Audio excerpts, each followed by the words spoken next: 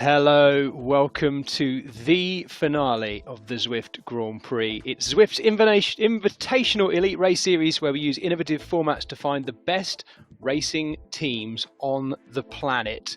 We started all the way back on the 19th of October with the Points Hunter, and here we are in mid-January, and we're using that brilliant format of the Points Hunter to bring it all to a close. In both the men's and the women's races, we have a number of teams who are contending for that top spot and who could still move to that top spot too. It's going to be a brilliant night. Don't go anywhere. The women are first, then the men. Exactly the same format, the same distance, the same power-ups and the same sprint points for both the men and the women, as it should be, of course. My name's Jez Cox. I'm pleased to say I am joined once again by Matt Stevens. Hey, mate. Hey, Jez. Good to be alongside you again for the final round. As you say, this particular format, bookending the series. And what a series it's been. Lots to talk about. And I think importantly, crucially and intriguingly, lots to think about for the teams today, because this is going to be such a hard race to ride physically and also a difficult one to unlock mentally too. It's a bit of an enigma, this one, but it should be brilliant. I love this format. It's my absolute favourite, Matt, and I'm so glad we're finishing with it. We do have, of course, other formats that can be favouring teams that have very strong individuals, I guess, such as the Mountains Points race, where you could have one or two riders who are right up there that dominate and they score loads of points for your team. Crucially here, and we're going to show you the graphic in a minute of just how this course works and where the points are.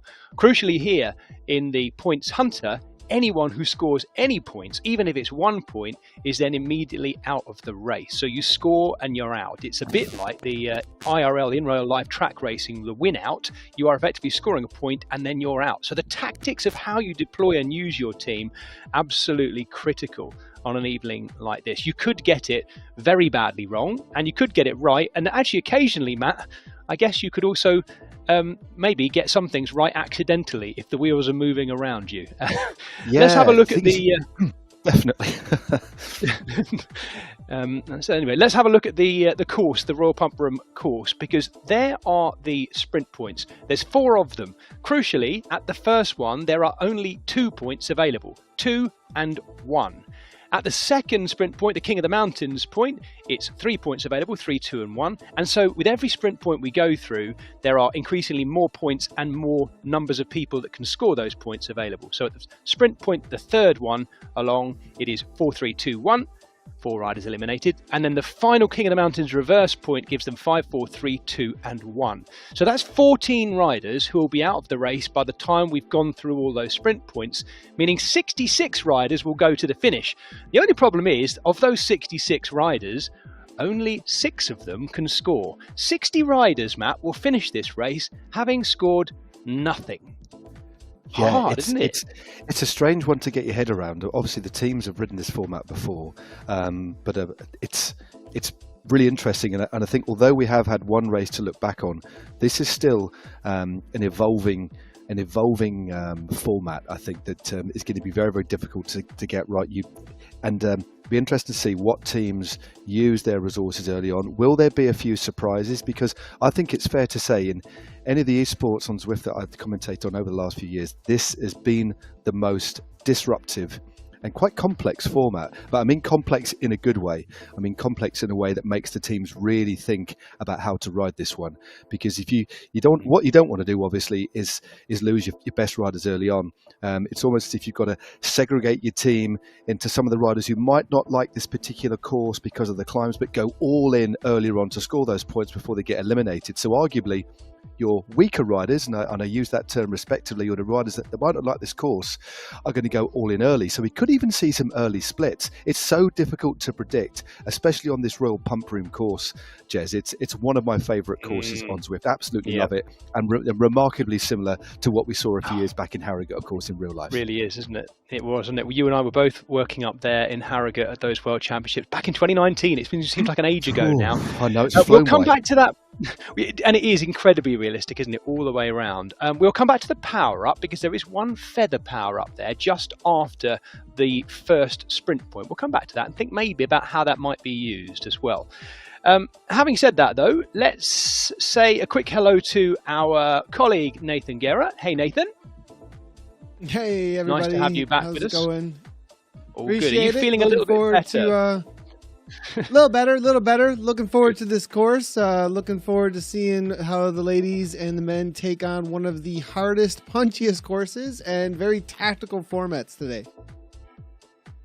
Yeah, thank you, Nathan. We'll be checking in with Nathan throughout and getting his thoughts on how those teams are deploying those tactics. Now, crucially, as we mentioned, in both the women's and men's series, there are a number of teams who could mathematically and possibly take over the series lead and win the series outright in this, the seventh and final round. Let's have a look. In the women's series, there are 4 teams who could do it.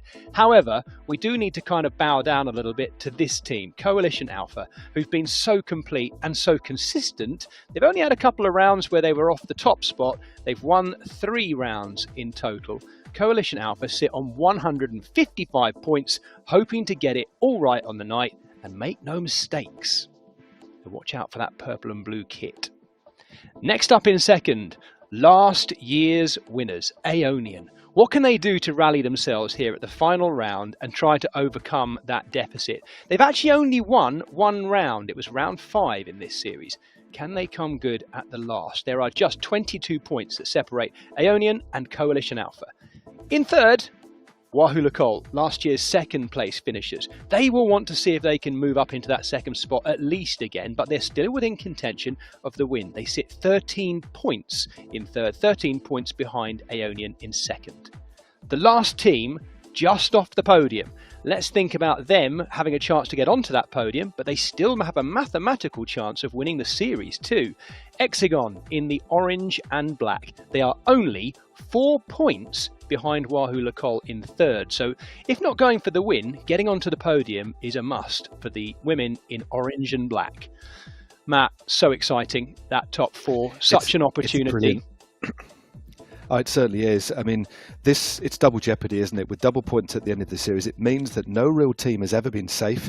We have had dominant teams here, but it means that everybody has got to, well, obviously quite clearly score as many points as they can. But I do like this jeopardy that we have at the end when all it takes is for you to lose a couple of places and the gaps are accentuated and doubled, aren't they? So there's a lot riding on this. There's going to be some nervous riders here. And given the this tricky format, as you said at the top of the show, Jez, teams cannot afford to get it wrong here and lose a key rider early on. But I think because of the very nature of this course as well, we could see some splits too. But what you don't want to do is get one of your riders up the road in an early break and then go through one of the sprint points, score some points and then get eliminated. So it is very nuanced and I love that. Yeah, I guess as well. Nathan, we'll just bring Nathan back in here. Nathan, I guess the other opportunity for jeopardy is going all in to try and score some early points. Imagine if you're in a team, let's say you're a Swedish Zwifter or you're a Saris Nopins, and you're trying to get closer to that top 3. You go for the first 3 sprints and are always the first non-scoring rider. Then you're absolutely exhausted for the finale as well. That is another problem here, isn't it? Assessing who's ahead of you.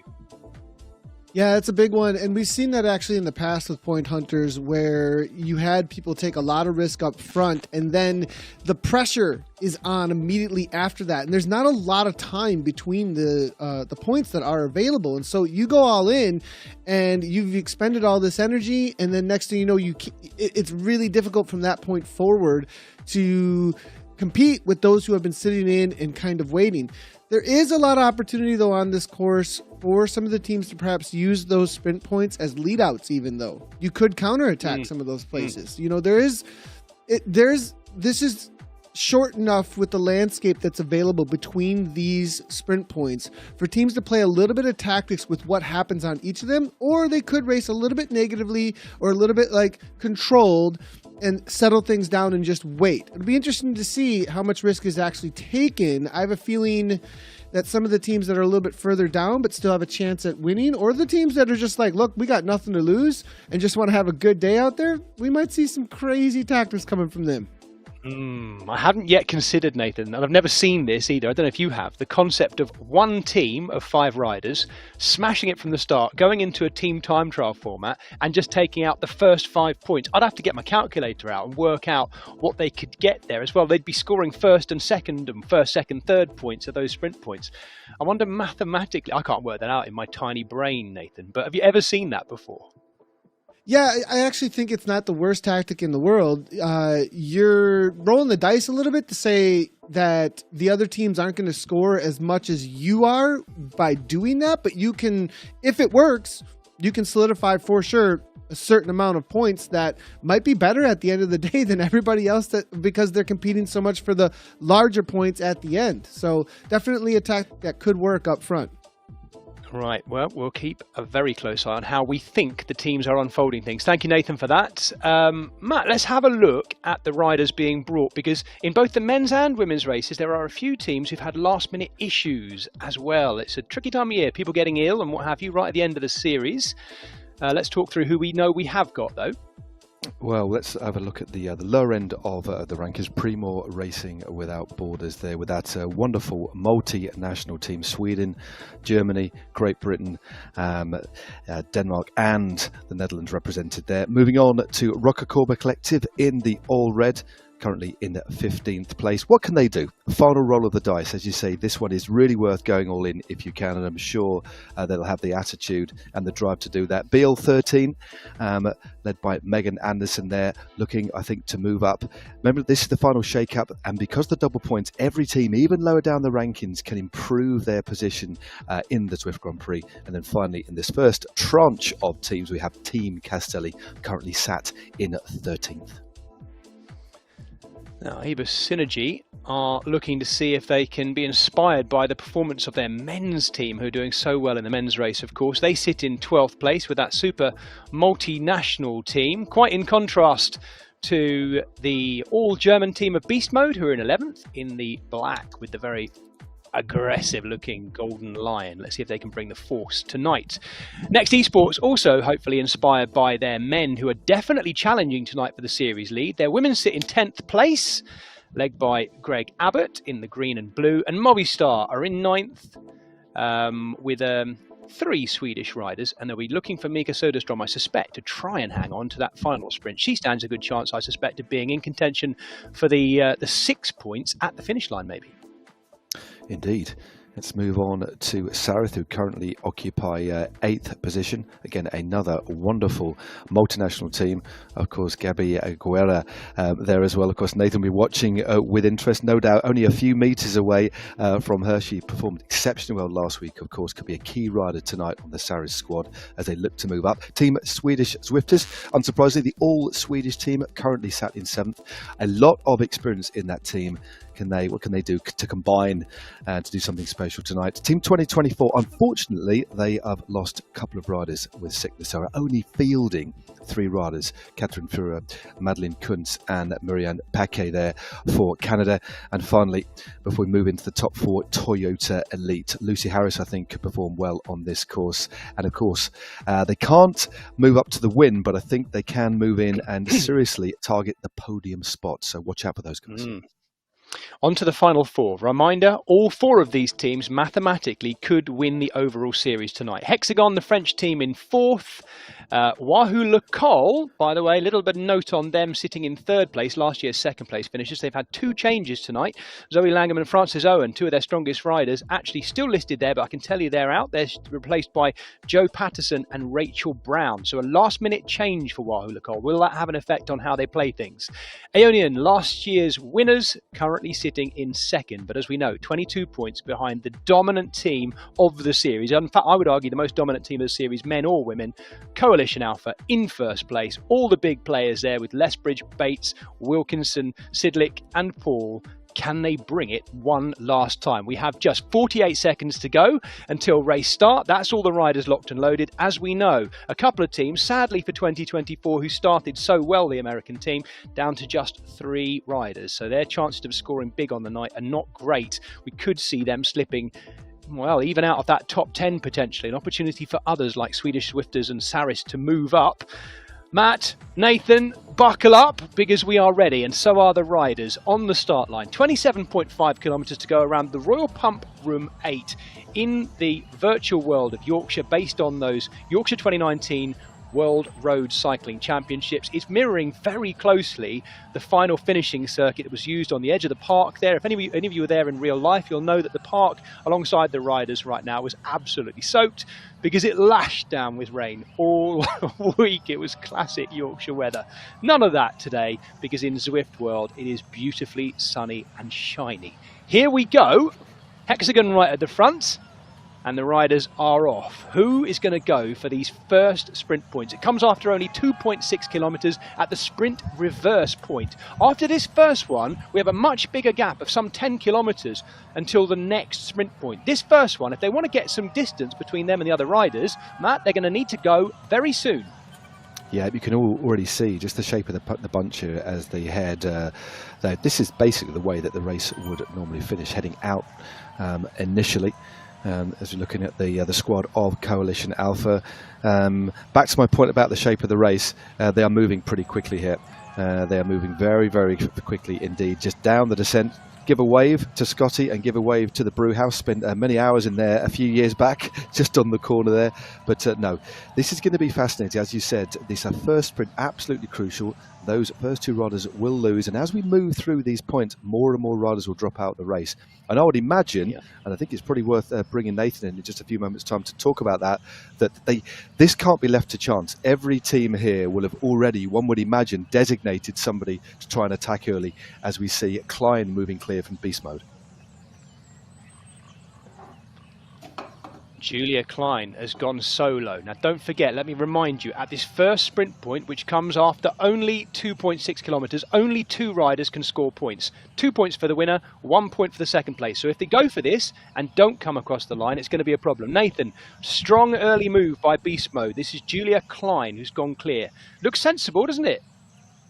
Yeah, it's a big risk. I think, it could also be a little bit of a draw out, right? So there is a big tactic when it comes to baiting out energy from other teams. And then one of your main riders that's actually going for the points will come up and over the top. We'll see. I would have a feeling perhaps if Klein will take them, but there may be somebody waiting in the fold here to try and come over the top. Yeah. You can just to let people know what they're seeing on the big screen as well. Off the right-hand side are the current positions of the riders. Underneath each of their names is their watts per kilo. I know all the Zwift regulars will know that, but if you're tuning into our YouTube channel here for the first time, that's what you're seeing. It's an exact measuring of the watts per kilogram of body weight for each of these riders. Everything's been ratified. The riders have been weighed in. All of the bikes and the equipment is completely neutralized, by the way. So despite the fact you're seeing loads of different colored Tron bikes and all sorts of equipment being used, everything is neutralized. It's all down to the rider's individual performance. And look at that. Klein has gone from front to back. Yeah, that was that was a good play. It was clearly a plan. She'd obviously warmed up, got completely focused and attacked, but there's so much at stake here. These early points, absolutely crucial, of course, and now it is Team Swedish Zwifters that are clear. The first two riders, Fardström and Embring. Now, Embring, a real OG. She's been on the scene for a long time now, enormously experienced, and she's putting out 7.2 watts a kilo, 170 beats a minute. She's opened up a slender lead of a second. Is it going to be enough if they head up this nasty little drag? And just see top right of the screen there, that shows you the incline, the percentage gradient. It's almost imperceptible, but you definitely feel it up this long grad. But a good move here by Embring. Yeah, and she's got company though as well as we're getting closer and closer to that final sprint, and it's Hexagon and Aber's Synergy going for it. I've got to work out the kilometres here. 25 kilometres covered. We must be almost at the sprint point. There it is. It's going to be so close between these two. Hexagon get the maximum 2 points, 1 point for Aber's Synergy. Well, both teams, of course, right up there in the classification. Hexagon sitting in 4th. So that's Drohovden, who's got the first 2 points, and Penna for Aber's Synergy, who gets the 1. Those two riders now sit up, and they are out of the race as well.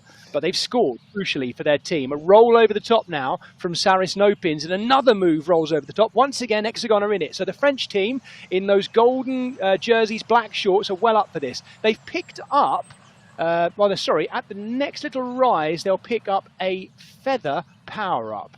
Matt, do you want to explain in plain language to people who maybe don't know their Zwift too well what the feather power up can do for you? Yeah, it basically makes them 10% lighter for a period of, I think it's 15 or 30 seconds actually, depending. I think it is 15. No, 15 seconds is it makes them lighter for. So it's a power up you only want to use on a climb, and at best a steeper climb. And we do have several pretty steep climbs on this course. We're talking about them at the top of the show, especially the climb with about 4 or 5 kilometers to go, and even the one about 3 k's before that, just over the little humpback bridge. That is very steep indeed. But only one power up on this particular race.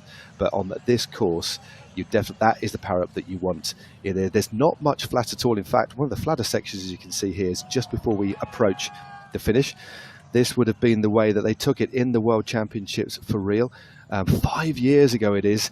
And this bunch has already started to shrink down a little bit as they just kick up a little bit, 9 or 10% before the road flattens. They'll go through the finish and then swing a right.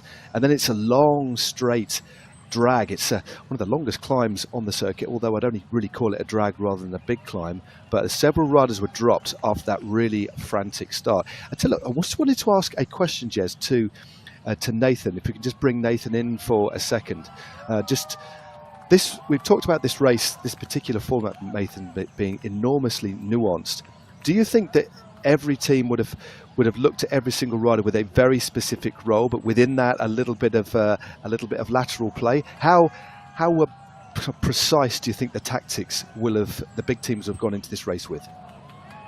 I think that really depends on how confident the riders are to stay controlled, right? Like a lot of times the rider who has the most control over their effort, or the team even that has the most confidence in their fitness, I think if you know that you can make moves, you've had the experience throughout the series to know, look, I can follow whatever I need to. And if you have a team with a lot of depth, then you can say, you're going to go here, you're going to go here, and you're going to go here. Some of the other teams, they might have like some star riders, some riders that might be a little bit weaker and not able to follow. Well, at that point, they're going to be like, I have to aim for these ones specifically because I probably won't be there at another time, right? And so they take a lot more risk by going for that, but at the same time, that might be their only opportunity. So I hope that answers your question as best as I possibly can, because I think that there is a lot that's a little bit random in racing, but there's that idea of those who are the most in control of their effort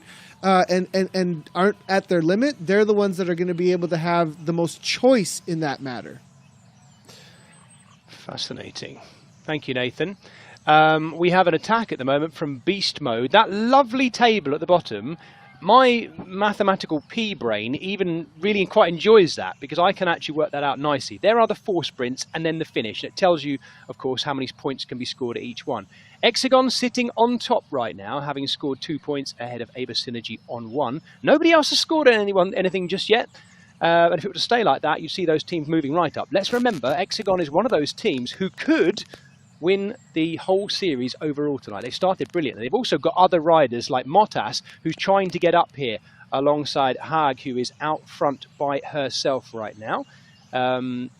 This long gap, though, I think I mentioned this at the beginning. This is crucial. There's about 10k between the first sprint point and the second one. After that, they're much closer together. So the next sprint point does not come until 14.3k to go. So we've got quite a long way now for things to settle in. An opportunity, if riders want to go into a big breakaway like this, as we're seeing right now. It's a funny one, isn't it? Because after that, they come thick and fast. But we've got this little calming down to go on right now. And we've only got 2 riders out of the way. Yeah, as you said, Jez, the first one comes at 13.2, 15.1 is the next one, and then 18.7 before that little bit more of a gap and the run into the finish line. And just looking at this attack here by Haag, she's now managed to open up a gap of 7.5 seconds, biggest gap of the day so far.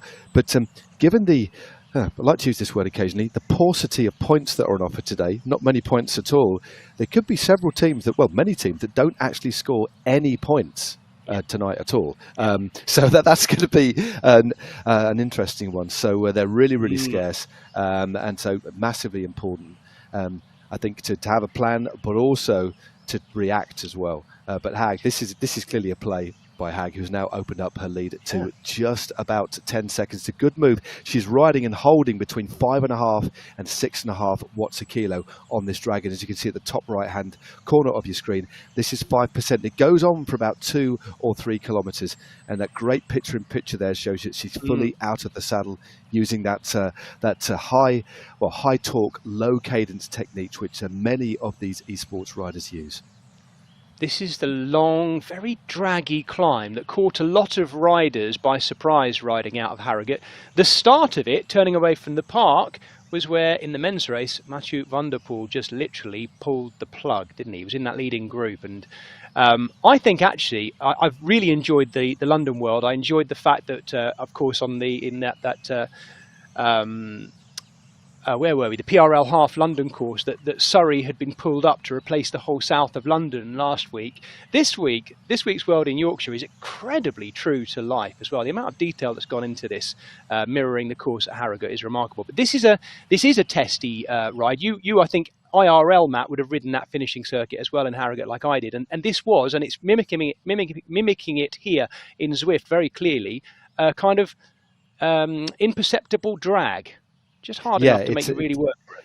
And then this particular section, they've absolutely rocketed. Well, Hag has rocketed up that. She's opened up the lead. It did max out a few seconds ago while you were talking there, Jess, about 14 seconds. It's back down to 11.7. And it's Motas of Hexagon who was trying to get across the gap, but she's been mopped up. And this particular section, it's still arrow straight to the top part of the circuit where they will swing right and start to kick up a bit more before dropping down the very fast descent to pick up another drag. This is almost like a roller coaster, so you can really carry a lot of momentum here and save a lot of energy if you apply the power to the pedals on this particular straight. So we've gone down and now we're picking up again, as you can see, 2%, and she's still holding a lead of just under 8 seconds. So this gap certainly isn't cut and dried, and there's certainly an eagerness to potentially bring her back from behind. Multiple teams taking pulls on the front.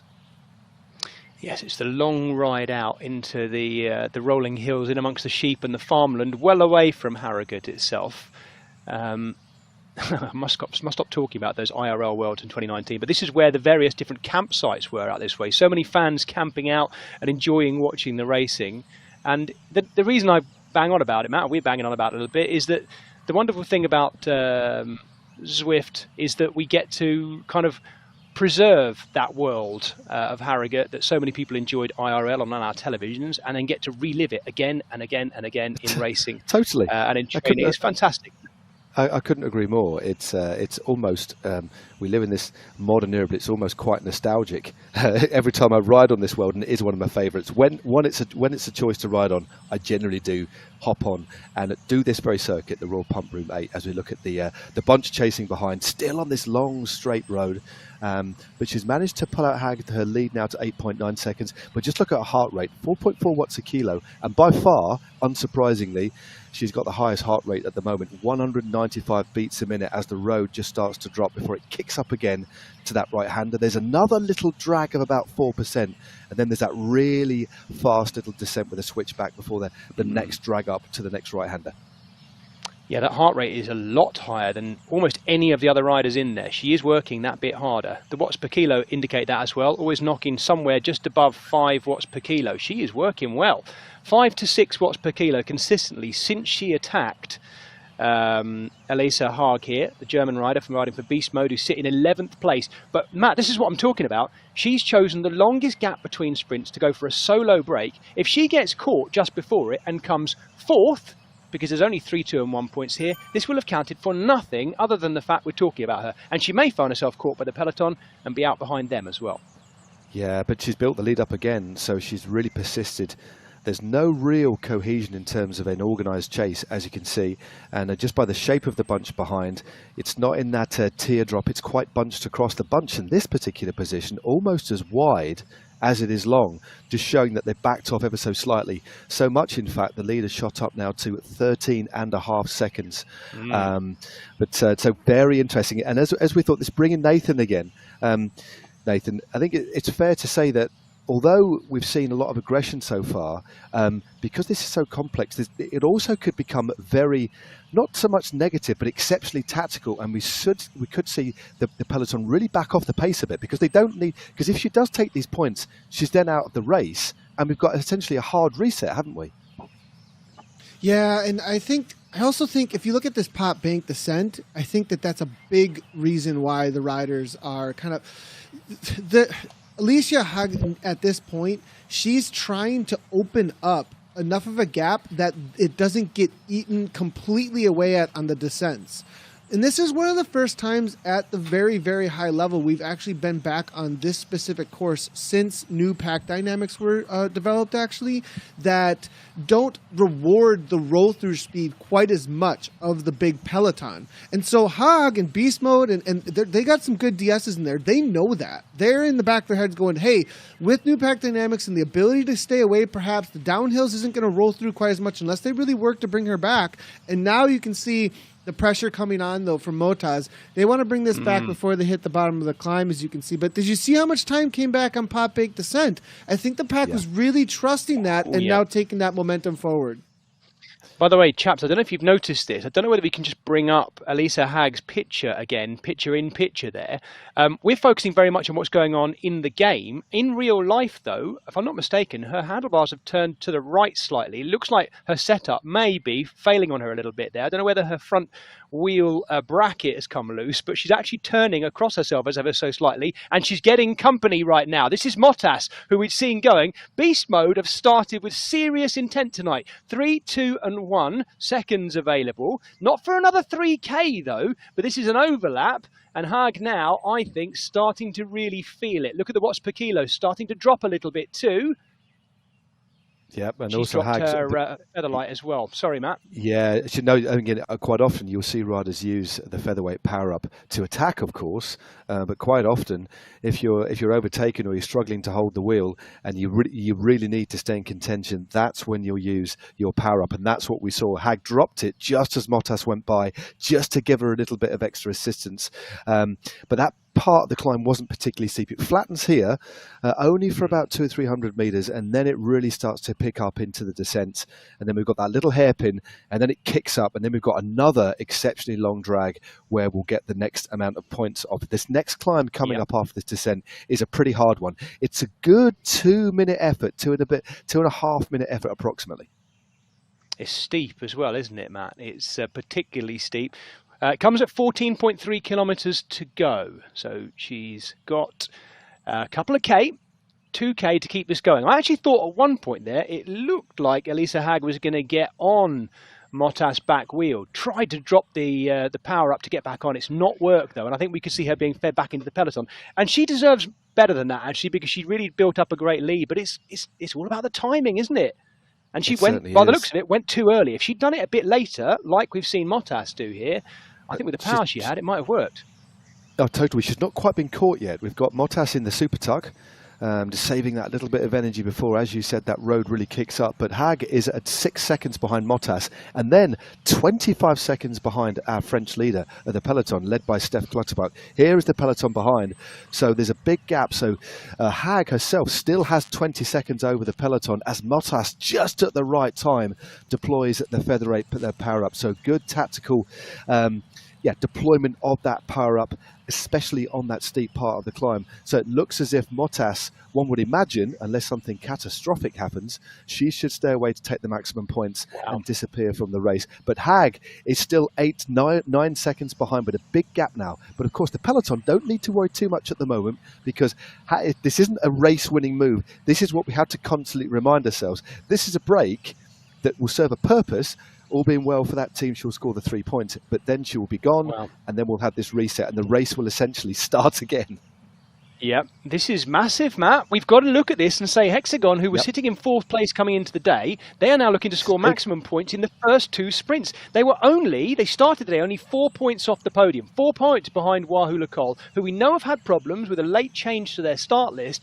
The French team in the orange, Hexagon here, are playing this absolutely perfectly. And there's massive gap now. Look at the gap behind her, 18, 19 seconds, 20 seconds back to the peloton, which is led by Mary Wilkinson as well. Motaz Mottas has absolutely flown, and she will be taking those 3 points.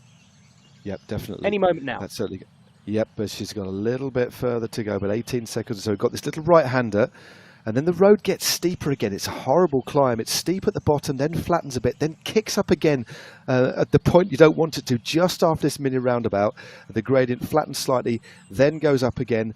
And then it's only within the last 300 meters you actually get the finishing banner in sight. It's steepened. There we go. It steepens up to 4, 5, maybe 6% on this particular section.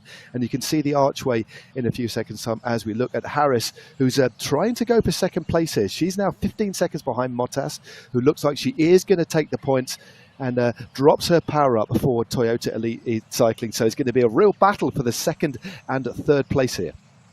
Yes, it is. Toyota Elite, don't forget, sit in 5th place, 1 place behind Hexagon going into today as well. They're not within contention of taking the series lead, but they're certainly getting closer, if Harris can stay clear, to thinking about that podium. Look at the gaps, though. Actually, Harris is getting company there. Mottas, we know, is going to stay clear. She takes 3 points. Second sprint point this on top of the KOM. She's taken 3. Who's going to get the 2 and 1? Don't forget, Harris now is going to get nothing out of this, despite all that hard work. And it's Coalition Alpha. Mary Wilkinson is out of the race. She's taken 2. And the final point goes to Aeonian. So it's the very top teams who are hoovering up the points here as well. It's cruel, isn't it, Matt? I came into today, honestly, I haven't mentioned it yet. I'm desperate for Primoz Racing Without Borders to get a point today in the series. And I just want them to try something because they're there. They've got riders there in that pack, but it's so hard when you're up against the very, very best riders in the world. It is indeed. The likes of Mary Wilkinson go for those early points, and that's a big gamble when you look at the composition of a Coalition Alpha and how important Mary Wilkinson is, especially riding on home soil. She's from the north of England. She rides along the roads of Yorkshire, but she'll be now out of the race. But she's done well, and she's scored some very, very important points. Because the tally so far, as you can see on the left-hand side, Hexagon leading with 5. They have had a blinding start to this race. They really have. And remember, if you just joined us, and apologies for keep reminding you, but it is double points on offer. So their top 4 placings could change, and nothing is set in stone yet. No.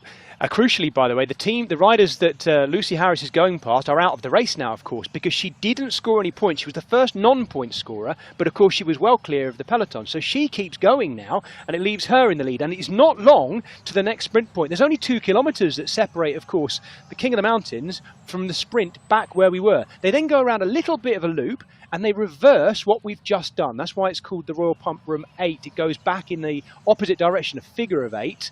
And we have Lucy Harris, the British rider, riding for Toyota Elite, who came into the day sitting in 5th place, now clear by herself. 5 seconds lead over her own teammate, the Finnish rider, Koistinen. Oh, somebody's gone straight over the top Koistinen. It's almost as if she was slingshotted there. Koistinen dropping a featherweight power up as well. Just to help her efficiency up this long climb. There's a steep part just in the centre there. Once you carry a lot of speed into that particular climb, and you can really travel quite a lot of the way, but then the gradient starts to bite, then it eases, but continues to drag on, as you can see, at 2% before the right-hander, and it won't be very long at all before we actually go through that intermediate point. These are, as we said, they're very densely packed before there's about a 5k gap to the final one, but this is a good move by Koistinen. I think there's about 400 metres to go now, Matt, after this turn by the looks of it, and they're closing in too. It's not just her. Katie Hill, Alice Lethbridge also right there. Hexagon still in the mix as well with Proust, the French woman, trying to close up the gaps. And it's coming back together, but it's coming back together in a little leading group bubble as well all the time. The colours of Coalition Alpha, look at them on the right-hand side of the screen, just massing near the front. That was the point. We've just gone through it, haven't we? I think that's it there. And Koistinen has just taken that. So at this point here, there are 4, 3, 2 and 1 points, and they've all been taken by that little leading group. There's the points scored off the left-hand side of the Yorkshire sprint. Koistinen for Toyota Elite taking 4 points. Katie Hill of Aeonian in second.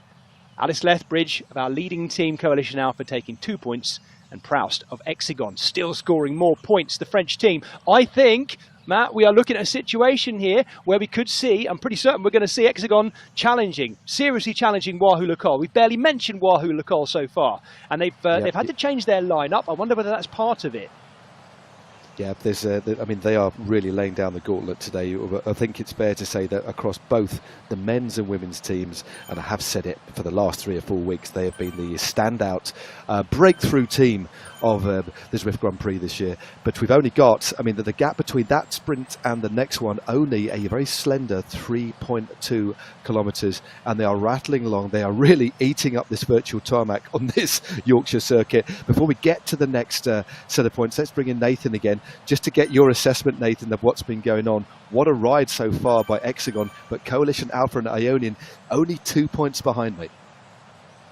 Yeah, and there's a lot of points up for grabs, though, at the back end of this course, which is really making things really interesting. Like you said up front, Matt, there's teams that are going to go for those early points. They're going to trust that. We saw some great moves. Koisten in there, that was absolutely amazing for that sprint. She went from the absolute bottom of that punch up into the sprint with a ton of momentum, got the gap. She was then caught, though, but able to hold on right at the line. 4 score, now 4 out. Now we've got the KOM, though, again, and then a downhill, and Pop Bank is looming in the distance. That's a big question mark after this KOM about how this finish is going to play out. Is it a breakaway? Is it a grind over the top to that climb that they took on when they came through the finish lap? Or is it just a packed sprint if everybody can hang on? About 22 riders left, too. It's a large group still.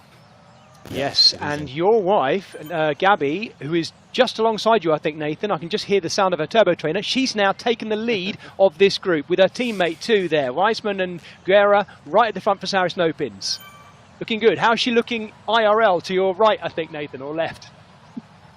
Calm, very calm, and concentrated, super concentrated. I can't really, she's playing it cagey today. She's not showing a whole lot of, which tells me she's super focused, real focused right now. Oh, I love this. This is wonderful because she's hearing your in real life commentary on her in the same room while it's going out around the whole world on our YouTube channel as well. That's a unique opportunity, that. Hey, we're getting closer. Thank you, Nathan. 10 kilometers to go.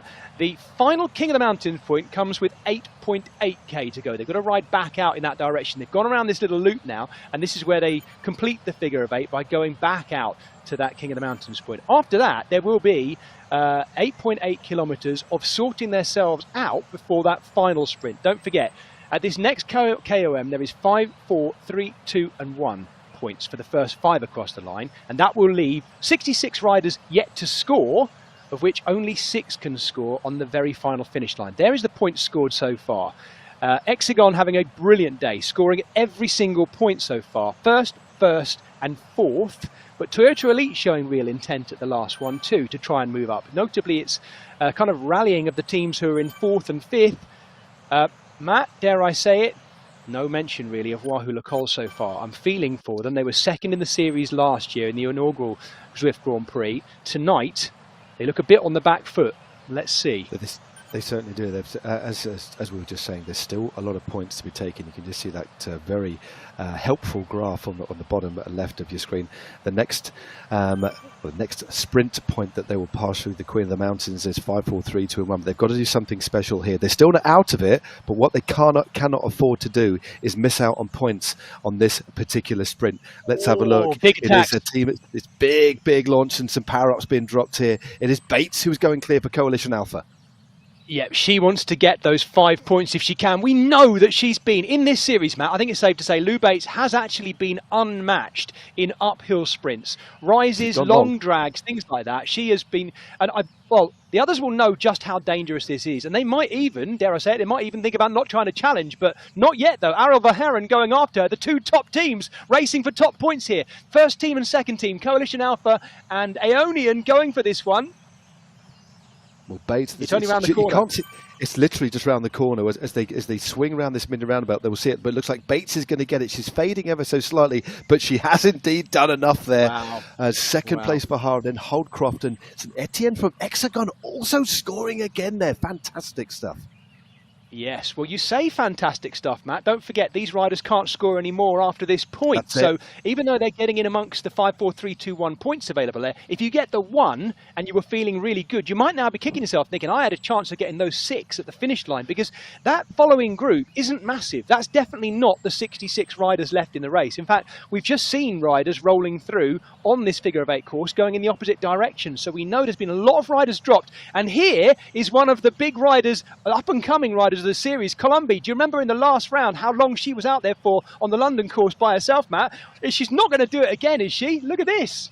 Well, she's timed this effort. Well, I'm not going to say she's timed it to perfection just yet, but 8.2 Ks to go. Remember, as you correctly said, she went just over the top of Box Hill and stayed away to the finish, which she was joined by another rider. It was a quite incredible ride, an unexpected one, but she has been reabsorbed.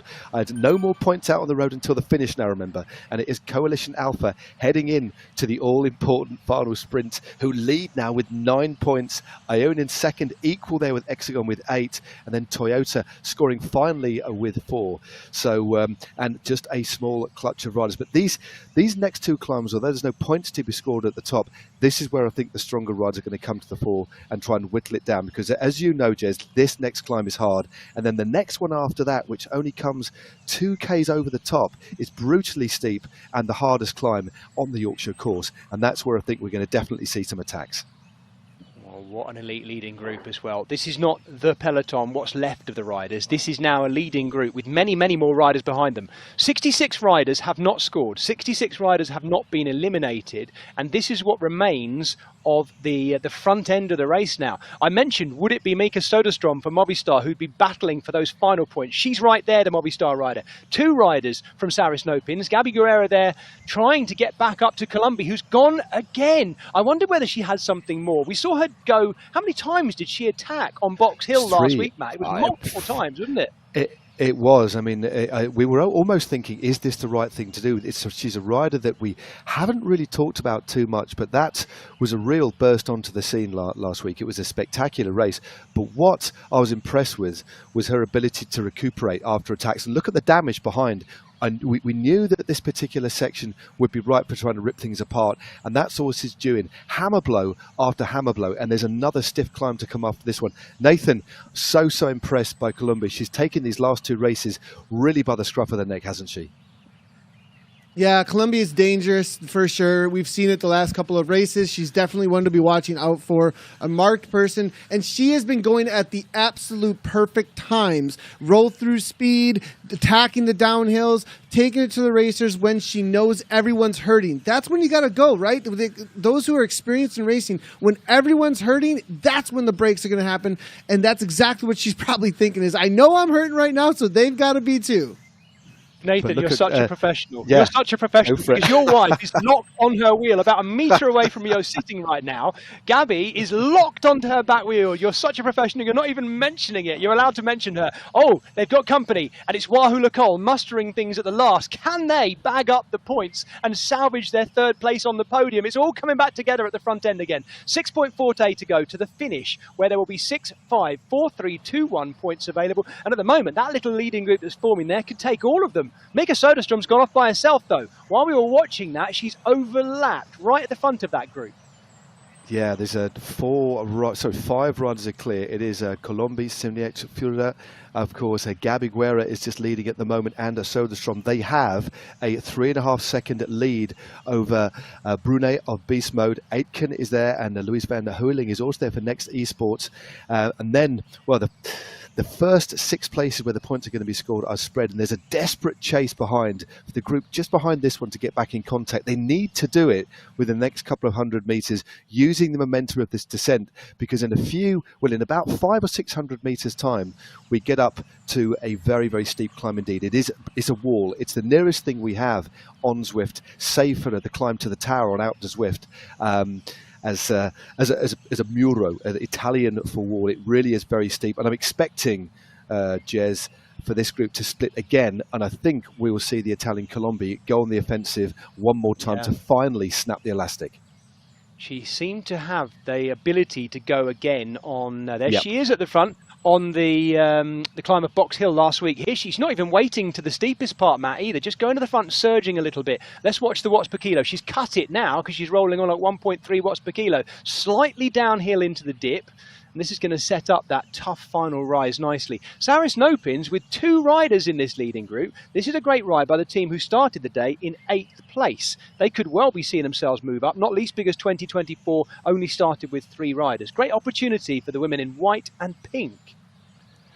Indeed. Well, we've got 9 riders left in this group, as I see a few power-ups. So Söderström has dropped her power-up, as has Brunet of Germany. In fact, there's multiple power-ups being used on this climb. Look at this, 8, 9, 10. Look at the double digits there, 12%. But it continues to rise as well. It's a good, strong move by the Swede, Söderström.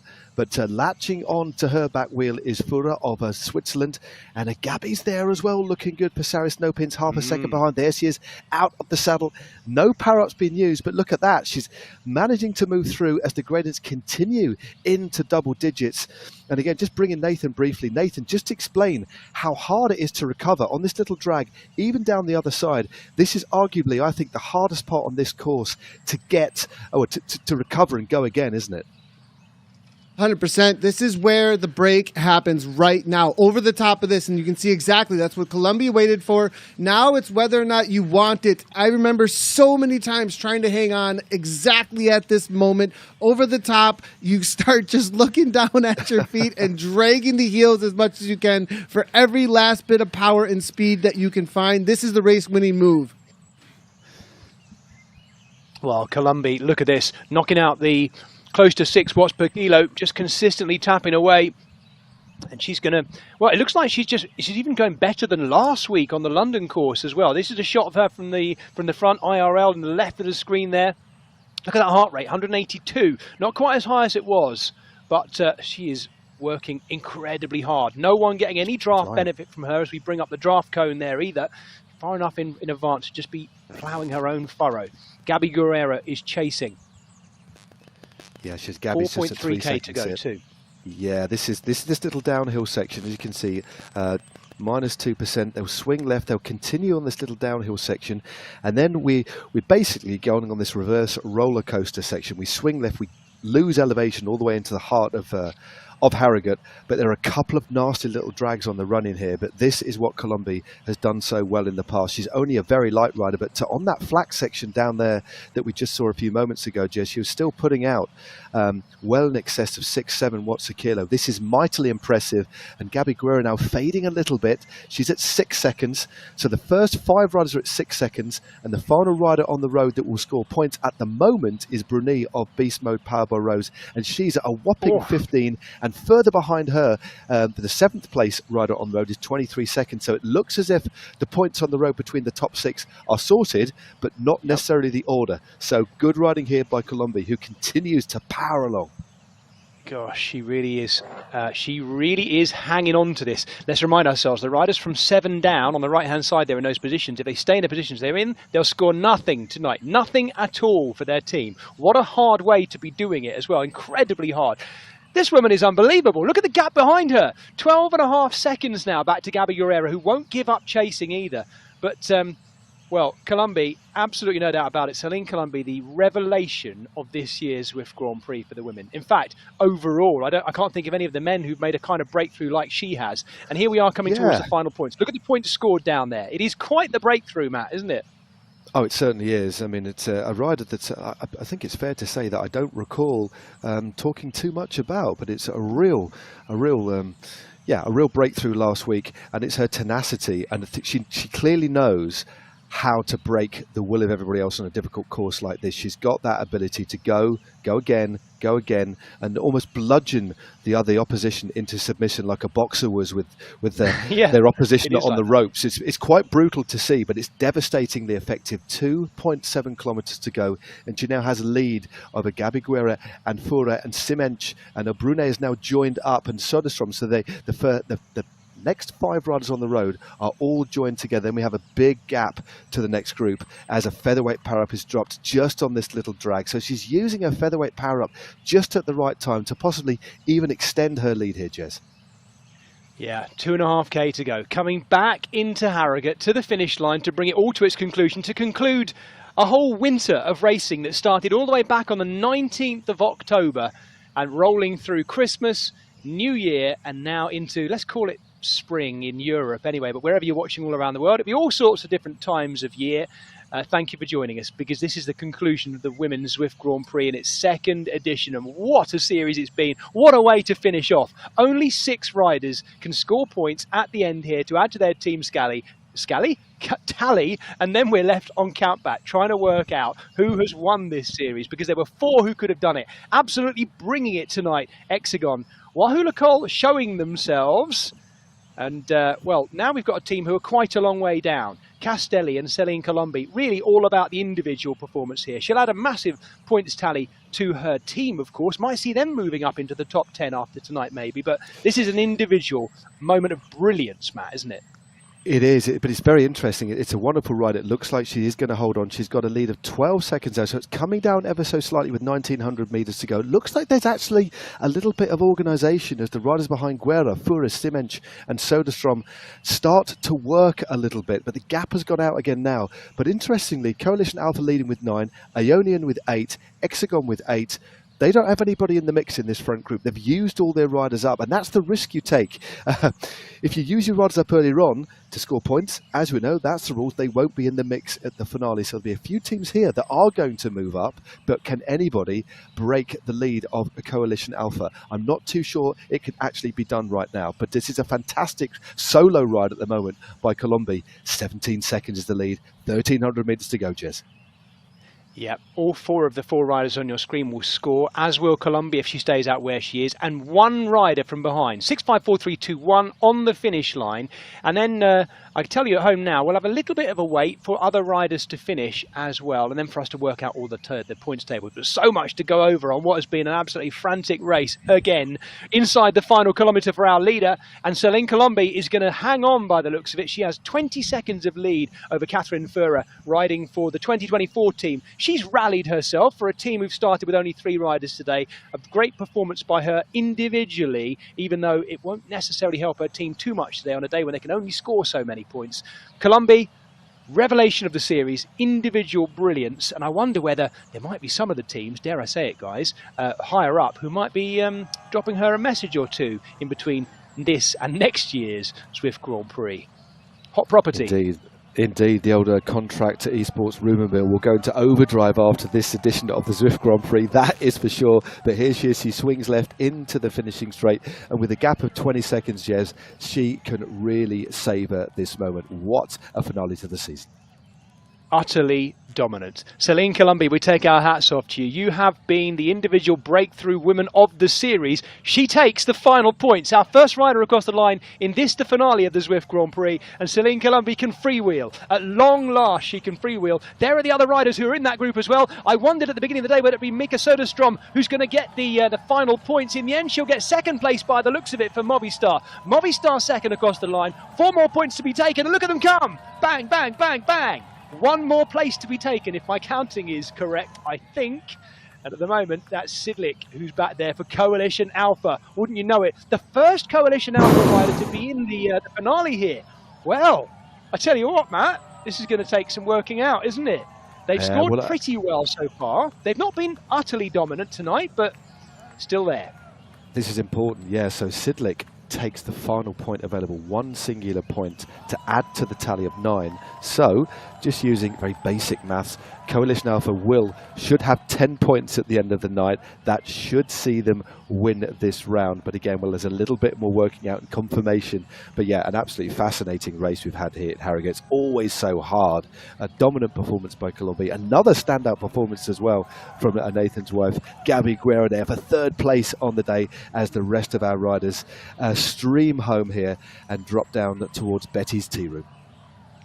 Oh, fantastic. And it's actually nice, despite the fact that I'm saying none of these riders finishing now count, they've counted in that they've been in that pack and been involved in the whole unfolding of their team's game plan too. Definitely. Should we bring Nathan back in? Nathan, for a start, how utterly exhausted is Gabby there alongside you? I'm sure you can look at her and she must be delighted with that. She's had a good round, hasn't she, tonight? Yeah, I think so. She definitely had a great race out there, and she was right in it there, just couldn't quite make the junction. She did a lot of sacrifices specifically to be with Columbia, I think, and I think a little bit of a opportunity missed in her mind. But third place is really good. Definitely solid ride. Her and Mika, it was kind of watching it. It was a decision moment, and no one followed Furrer, and that caused a situation where like somebody had to, and so Gabby ended up being the one that had to. Otherwise, Catherine was gone, I think, if there wasn't something closed down. And sometimes it's how it plays. You play that third wheel and trust, and you're going to get that better sprint at the end of the day. Yeah, we're still watching all these individual riders coming in. This is Kat Ridgway from the Rocker Corba Collective, who sit, well, very close to the bottom, but not quite on the bottom of our series going into today. We will bring you all of the series points, of course, once they're brought together, and confirm for you as well the point scores on the night. That won't be too long to do that, but of course we're waiting for all these groups to come in, as we should. And it's nice to see everyone sprinting out hard their places after a fantastic winter of racing where some teams have chosen to swap riders in and out tactically as we go. We've heard from some of the teams, haven't we, guys, that there's been illness and injury striking some riders down as well. Even Nathan himself has been caught with a bit of illness across the way in his household as well. I think Gabby had it too, COVID if I'm not mistaken, as well, a couple of weeks ago. And so it's a bit like any season, I guess, Matt, isn't it, where you have to cope with all the ups and downs of things along the way. And because we're doing it pretty much weekly, that affects the riders here too. Definitely. When you've got a season spread over several months, I mean, remember we started way back. Was it November? We started, isn't it? We had a little bit of a break over the festive period, and here we are, fresh into the new year. There's always bound to be riders that whose form ebbs and flows, and that's another factor to take into consideration as well. And obviously, illness and injury always plays a part, unfortunately. The deeper you get into the season, the stronger the likelihood that at least one or two of your riders will fall by the wayside, unfortunately. But thankfully, it hasn't affected things too adversely, save for the team of 2024 tonight, who incredibly scored 3 points. So a great ride, limited resource, and a good ride by them on the night. But yeah, we actually only saw 5 teams not score points tonight. Beast Mode, BL13, Movistar and Primo and Rocker Corba didn't actually score. The other teams managed to get at least 1 point on the board. Who would you like to have been managing tonight, Matt? If you were sitting there rubbing your hands and going, oh, I'm happy with that, who would it be? I quite like to manage Hexagon, because it's the Hexagon team, because I just like the way they've ridden. And also, I mean, when they look back, every team, as Nathan will know, they will look back over what they've done right, what they've done, not necessarily what they've done wrong, but there's so many learnings that to get out of the Zwift Grand Prix, especially given all the different formats that we've got to get used to. It's very difficult to settle into any sort of rhythm, because every week it chops and changes. So much learning, and a team that have come from nowhere and have ridden exceptionally well are Hexagon. And they'll be a force to be reckoned with, because they've really stepped up and are beating some of the best riders in the world on esports, fresh out the blocks. So they're the team that I'd like to have a go at trying to manage, I think. I don't know whether I'll do a very good job. I think Nathan would be in a far better position than me, but it would be an interesting proposition. We are fairly close to being able to bring you the on the night, on the day, on the morning, on the afternoon, wherever you are around the world, points scores for this 7th and final round of the Zwift Grand Prix. And then, of course, we'll be able to bring you the overall as well. I'm hoping also tonight, for both the women and the men's race, to be able to grab a word with one of the riders as well. We've got appointed riders in each of the teams, and we should be able to link up by video and ask them some questions about their experience of this final round on the Royal Pump Room 8 as well. Lovely world to be in. I've enjoyed the mix, by the way, Matt, definitely, of the IRL worlds and then the Watopia worlds as well. As I've been on a real journey this winter, although I've raced a little tiny bit on Zwift. You guys, you and Nathan in particular, have taken me, and Hannah, on a bit of a journey, educated me about how, even more deeply how things work, and I'm looking forward this year to getting back to doing some proper Zwift racing myself. I think actually I've got myself a Zwift Hub. I have to confess, it's actually still in its box. I bought it right at the end of the summer. But I've been travelling so much, and I know. Well, actually, I'm pleased to say I've been doing a lot of riding out on the road, but I'm about to move into a phase where I know I'm going to have more time to get on it in my garage. So I'm looking forward to that. Watch out for me smashing it up, dropping the watt bombs.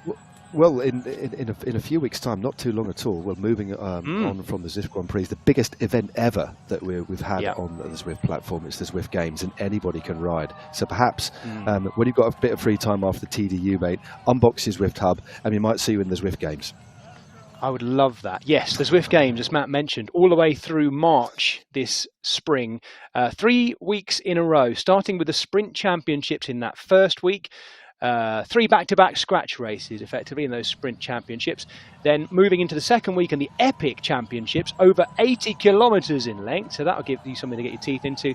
And the third and final week, the climb championships, of course, being held on the Alpe du Zwift in Watopia. Will we see those QOMs and KOM records being broken? What better way for it to happen, Matt, than in those Zwift Games? It's going to be epic in March, isn't it? Definitely. Very much looking forward to it. I think I'm going to be commentating on a few of the rounds. So, I'm really looking forward to the different formats as well. And we'll, of course, be seeing some of the riders from the Zwift Grand Prix. They're form-honed, who will, of course, be riding at the very top level in the Zwift Games as well. So I cannot wait. And it's not too far away at all. So we'll soon be into it. But I think there's, for everybody, there's been a lot to learn over this Zwift Grand Prix. And I think I've really enjoyed it, and it's been a fantastic series. And I must admit, I like the way it continues to disrupt and always makes the teams think and be creative. And that's what the fun thing is. Zwift is a creative platform. You've got to be fit, but you've also got to think as well. And that's what I love. I think the team points are in, Jess. Well, yes, they are. We've got 10 minutes to go to the men's race, but here are the race team points. Just as I say, it disappears. We do have the race team points for the women's finale tonight. I think we're about to see them again. We've just teased it there. Let's just tease it there. As I say, just under 10 minutes until the start of the men's race. We are being very careful to make sure we've got exact data being spewed out at the end of the women's race. Don't forget, folks, these are the points on the night. The winning team would normally score 35 points for a night, but things have been doubled. So 70 points for a win on the night for the winning team. And the points are doubled all the way down through the scores as well, of course. So I know we're focusing on those 4 teams who could all potentially overtake Coalition Alpha and win. That's Coalition Alpha, Aeonian, Wahoo Lacol and Hexagon. But let's look at how the others have done too. On the night, look at that. What a big move by Hexagon. Look at that. Wahoo Lacol finishing down in 10th place. Let me remind you, as we look at these scores, going into tonight, the leading team was Coalition Alpha. They've got maximum points out of this. Aeonian, Wahoo Lacol, and then Hexagon. So actually the big mover, the big loser there, as I suggested it might be at the beginning of the day, Wahoo Lacol, just scoring the 2 points as well. That has been a tough night out for them, or day out, afternoon out. A tough final round for the women in purple and blue, Matt. Yeah, definitely. We knew there could be these changes. All it needed was one bad night. You could get away with maybe one subpar night when the points would normally score, but with double bubble on offer tonight, it makes an enormous difference. And I think we are going to see a change. We wait with bated breath for the final league tables. Yes. We know who's won it overall, but there could be a slight reshuffle for the podium spots. We're not going to give the game away. We don't want to spoil it, but Coalition Alpha, dominant as ever. They really have been the team. Such a strong squad. But let's see what the final spots are. But we knew there could potentially be some move around, and it certainly looks like there has been. I think we are just about to bring you those final series points as well, but they're just being checked as all the tallies added up. It was nice to see, by the way, Team Castelli performing well there on the night as well in that points table. Here we go, though, for the big final table overall. Look at that. Coalition Alpha, as they should be, dominating. The big change as we look at the final Zwift Grand Prix series results, the final results, is that Wahoo Lacol, last year's second place finishers, have finished in 4th. They have been knocked off the podium by Hexagon, and I wouldn't wish that to happen to anyone, but the way that Hexagon have ridden tonight, they absolutely deserve it, don't they? They certainly do. They brought that, a Matt. superb performance. Yeah, they brought their A game, and I think, and without a lot of experience either. Clearly, these riders know what they're doing, but they've really galvanised themselves, and they've impressed. They've raced aggressively, they've raced with strength, and they've also raced with a real tactical nous as well. So they're a strong team, and they're a team can think, and I still think they've got a long way to go, and that certainly does augur well for the next series of the Zwift Grand Prix, and of course for the Zwift Games coming up. It's very, very exciting indeed. So they'll be certainly happy with that final step on the podium. Well, let's look at who else has moved up, because Movistar have moved up from 9th to 6th. A big jump today for the final standings. That's very encouraging. Virginia's Blue Ridge 2024, as we thought they might have moved down from 6th to 7th. Saris Nopin sitting still in 8th. Here's the rundown of the other 8 teams as well. Team Swedish Zwifters also losing a couple of places, moving down from 7th to 9th. Castelli, though, have moved up considerably. 3 places from 13th to 10th by a big final performance on the last day. Next Esports also dropping 1 place to 11th from 10th. Primor scoring points in the final round. Look at that. That's what we wanted. Scoring points in the final round. I wanted it to happen, and they've done it. They still sit at the bottom, though, but they've rallied towards the end as well. Rocacorba Collective hold their place in 15th. BL13 still in 14th place, which is almost messing with my mathematical brain. Beast Mode dropped a couple of places today, despite being pretty evident and getting involved in that race as well. Aber Synergy holding 12th place. And that's our 16 teams. What a season. What a season it's been. What a great sort of stepping stone as well, Matt, towards those Zwift Games that we have coming up in March. Perfect stepping stone. Perfect learning opportunity for some of these young riders too. Yep, certainly lots to take away. Again, it's been a fantastic season. Lots of learnings, but I think we're going to see some maybe different tactics applied over for the next Zwift Games, that's for sure. Right, let's get thinking about the men's race, because there is just under 5 minutes until it starts. And in the men's race, we have 7 teams, I should say, in contention. Leading the series overall, Abus Synergy in the blue tops, the Belgian team with the black shorts. They have won 3 of the rounds so far, Abus Synergy. They sit on 143 points. Can they hang on like we saw Coalition Alpha do? Let's see. Because behind them, Next Esports are very much the coming team. They won round 6, and they'll be trying to do exactly the same again tonight. Very strong in the points chasing format. And Next Esports, powered by Ensured, sit only 5 points behind Abus Synergy. So close between those two. In third, Wahoo Lacole, looking to hopefully have a better night than their women did, that's for sure. They sit in 3rd place on the podium, having won round 4. And they are 19 points behind Next Esports. Coalition Alpha are in 4th, buoyed, I suspect, by the performance they've just seen of their winning women as well. And they sit 6 points behind Wahoo Lacole. Next up, of the 7 teams who could mathematically challenge for the win tonight, Toyota Elite E-Cycling on 110 points, only 3 points behind Coalition Alpha. Hexagon, the French team, in orange and black, sit in 6th, mathematically capable of winning tonight, but 14 points behind Toyota Elite E-Cycling. And the final team to be in contention, mathematically, for the win is Movistar. Movistar sit on 74 points, but 22 whole points behind Hexagon. Right, let's have a look at who these teams are actually bringing to the race tonight, though, in terms of their individual riders. Battle through Matt, these. Primo race. Indeed, Primo Race Without Borders currently in 16th place. 3 riders from Ireland in that squad: Miller, Morrissey and Ryan. Deepak Elite looking to move up from 15th there. Team Castelli currently in 14th place with their 4 Italian riders and Peter Volk, and Restart currently in 13th place. They'll certainly be looking, with those double points on offer, to move up tonight too. Next up, the French team of Foudre Pencheurs. Will they get to drink from their Foudre tonight? They do have 1 Belgian rider in there, though, Alexis Larocque. Let's hope he is the rock for them come that final sprint. Saris are in 11th, All-American teams. Team Swedish in 10th. Missing a rider, though. Will we come back to revisit what that's done for them on the night? Let's see. BL13 in 9th place as well, looking to see if they can move away from that number 10 as well, get deeper into that top 8.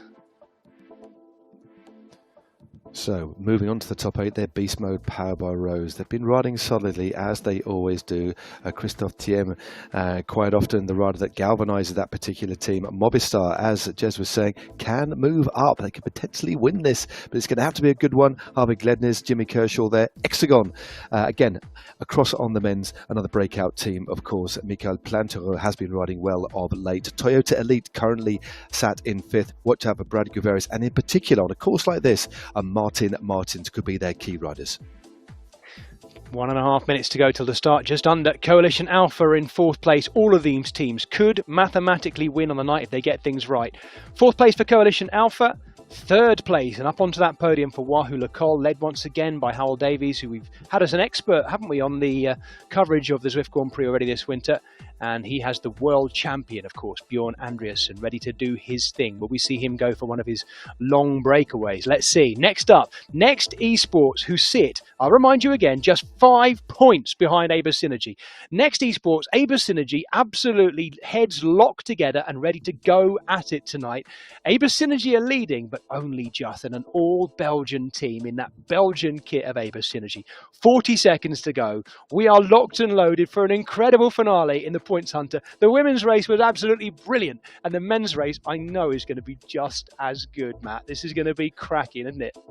It certainly is, especially with that the first intermediate sprint at only 2.6 Ks ago. We saw essentially several attacks from the gun. It's a very fast start.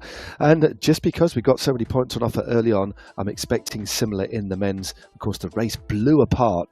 We will see something similar. One thing's for sure, it's delicately balanced at the top. This is going to be a lot of fun to watch. Maybe not so much fun to ride.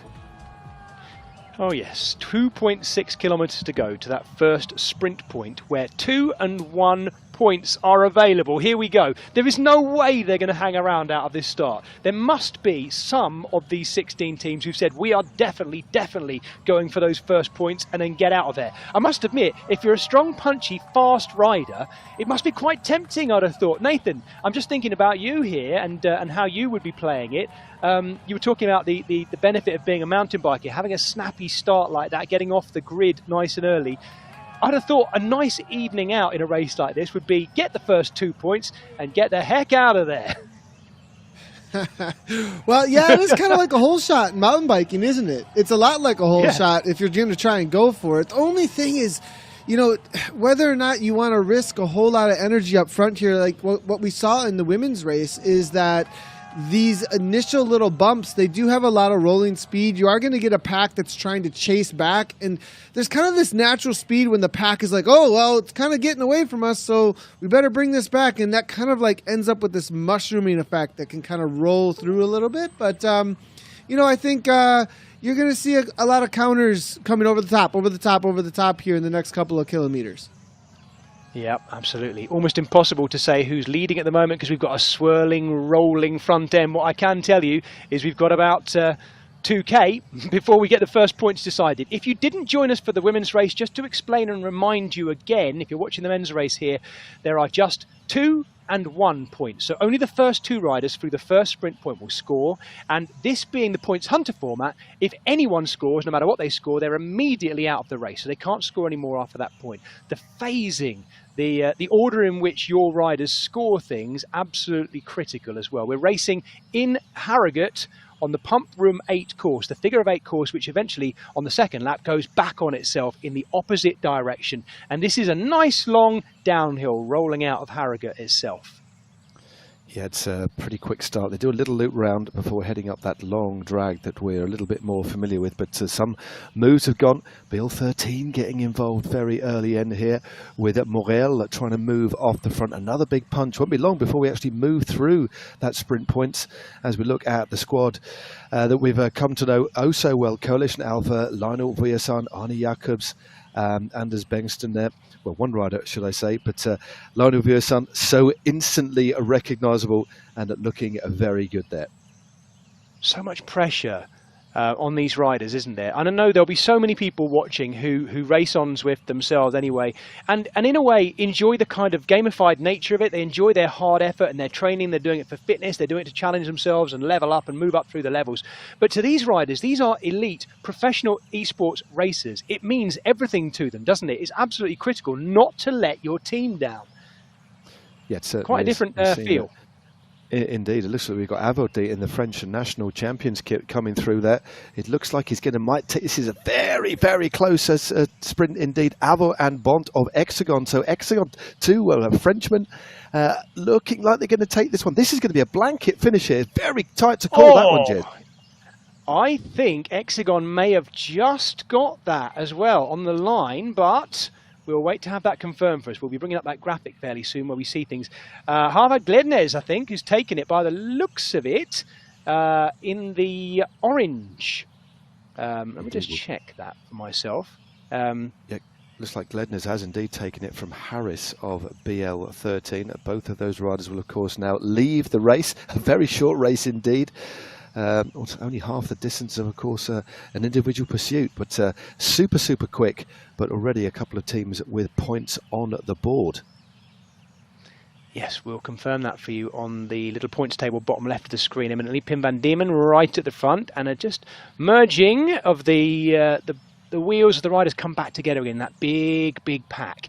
Now, let's remind ourselves, now that Glednes and Harris have scored those first 2 and 1 points, we now have about 10 kilometres until the next King of the Mountains point. So in theory, things could now calm down. My suspicion is they won't, and not least because you might have a few riders. I'm just looking, we could do with looking at the whole group as a whole. I just wonder whether we might have lost some off the back that might be chasing to get back in. Looking at the wattages, it is calming down a bit, but we're on downhill, aren't we, Matt? Yeah, we're just dropping through. We've just gone past the Royal Pump Room on the left-hand side, and now we're just going up the finishing straight. This, of course, was the actual finishing straight. This is the right direction for the World Championships. Past the Zwift house at the bottom corner there, past Scotty as he fades into the distance. But now the shape here suggests that they really are pressing on at the front. Team Swedish Zwifters leading there with Noren. And a few riders definitely were tailed off there, Jez, and they need to get on here because it's very, very hard to chase once you get on that drag and once you get out of the cone, basically, of that draft cone. It's so hard to get back on. But saying that, we never know. This race might not necessarily pan out like the women's does. I mean, there's a lot that you can be informed of from one race to another, but quite often the tactics can be quite different. But already we've seen a couple of attackers. The pace eased, and immediately the pace is eased, we've got two riders going clear. Wahoo Lacole and BL13 Powerball Level Velo, 2 riders just off the front here. And we've lost 2 riders so far. It's Harvard Glednes, the Norwegian rider for Movistar, taking the 2 points at the beginning. So Movistar lead on the point scores so far. It was Josh Harris, the Australian, for BL13, scoring a point for BL13. Those 2 riders are now out of the race. I wonder if this might be a night where we see Movistar really move up as well, doing well so far. They sit in 7th place, as we mentioned at the beginning of the day, one of those 7 teams that mathematically could win the Zwift Grand Prix overall tonight. Well, they've started brilliantly, Movistar. Can they keep scoring? That's the question. They've picked up, haven't they, that power up there as well, haven't they? Going through that line there, they've all picked up a lightweight power up. I know we call it the feather power. I think the official name is the lightweight power up. And far be it from me to correct your Zwift knowledge, Matt, because my knowledge is useless unless I've got it on a piece of paper in front of me. But the rule book says 10% reduction in weight. Reduction in weight of 10% for 30 seconds. Yeah, I said 15 or 30. It's fluctuated. So, yeah, that was I hedged it. 15 and 30, I said. So, but there we go. No, it's a timing absolutely crucial now. But yeah, it used to be a set weight a few years ago, but they changed it. Zwift changed it to 10% to make it a little bit more fairer for everybody. Yeah. So, Team Swedish Zwifters on the attack. Sverre and Noren both having a go as well. We need to remind ourselves, Team Swedish Zwifters only have 4 riders. They're missing 1 tonight as well. Whether that will be a problem, I don't know. Bear in mind, as we know, that around 60 or so of the riders won't score anything tonight anyway, because they can't. come the finish. There are only that number of people that can actually score. 20 riders in total can actually score any points out of the full 80 that are potential across these 16 teams. So it is a cruel night out, a cruel day of racing, isn't it, when you can put all that effort in and get nothing for it. It is indeed. Well, we've just seen one rider go clear. That's Severa of Team Castelli. It's got a 3-second lead as we look at Brian Duffy Jr. Well, that is a very beautiful national champs jersey, isn't it? The stars and stripes of the esports champion of the United States. That looks very cool indeed. Just to double check, just to check in on the point score, of course, with that win by Glednes, Movistar are currently leading. They have 2 points. And Abil 13, Pavel Level Velo have 1 point. But as you were just saying before, next time through the next sprint up the road, which is about 5k away now, there's a few more points to offer, 3, 2 and 1. So Movistar E-Team with an early lead. Yes, I'm also loving Duffy's USA Champs jersey. Very smart, these national champion jerseys, aren't they? By the way, worth us mentioning that if there is a tie in points tonight, then the tiebreaker is the earliest scoring rider on the night as well in the race too. So we might have to come back to that. We'll see. So the early points are going to be particularly impactful. World champion on the strikeout, Bjorn Andreasen going for it, but he's not getting it all his own way either. That looks like the colours of Deepak Elite going after him. Yeah, it's a good move. Deepak Elite just latching on to the back there. Just trying to get across the gap here to Severa. He's still leading, but it's Andreasen. I think it's Morgan of Wales, actually, the rider from Deepak Elite, but he's certainly drawing a bit of a chase behind because the Peloton have latched onto that little counter-attack, and that's eaten very quickly into the lead of the Italian, who is still currently clear. They've just gone down that drag. You get a little bit of momentum, which you can really carry up the top of this drag here, 3%, and then it flattens out again, as you can see, those stone walls on the left-hand side, but it does look as if Severa is starting to fade a bit. That Peloton moving rapidly up this drag. Nathan, what can you tell us about Nicolo Severa? He looks good, but he's seemingly struck out at just the wrong moment there. That's going to take a bit of surviving from, because he had a big effort, didn't he? Yeah, it's a big effort, and this is the same exact thing that we saw from Haag, is that can you hold on to a gap over that long drag? It's very tempting, isn't it, to use a long drag like that to see how much time that you can get away from a large pack. But when that pack comes down that other side of that climb and starts rolling with that speed, it just becomes very, very difficult to stay away.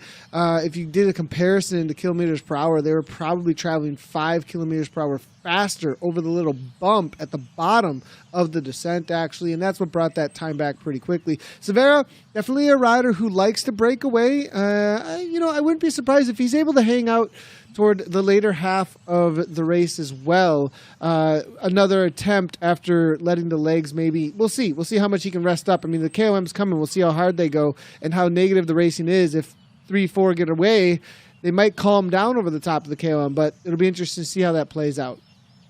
Thank you, Nathan. We've got an attack here from Benoit Coulier, the Foudre Pencheuse coalition rider, but he's got company too. Let's remind ourselves that this next King of the Mountains point, there are 3, 2 and 1 points available. We've only had 1 point, sprint point so far, won by Movistar. There's 3 riders here clear, so they would hoover up the points neat and tidy if they could. McCarthy and Panizza, another Italian. What a mix of different nations represented in that top 10 currently out on the road. It was Coulier who started this one off. There he is, right in the middle. Yeah, Castelli have been very aggressive so far. Aggressive, of course, in the women's race, winning the individual night. First across the line, of course, there. So no doubt inspired by the performance of their fellow teammate across on the women's. But yeah, he's been joined by Coulier's. They've got 5 seconds. So these 4 riders, we've got Mir of Wahoo Lacole, McCarthy of Restart, and then we've got Castelli's Penizza and Coulier's, should I say, of the Foudre Pencheuse. And they've opened up a nice little lead here. 5.7 seconds is the gap as they plunge down the other side.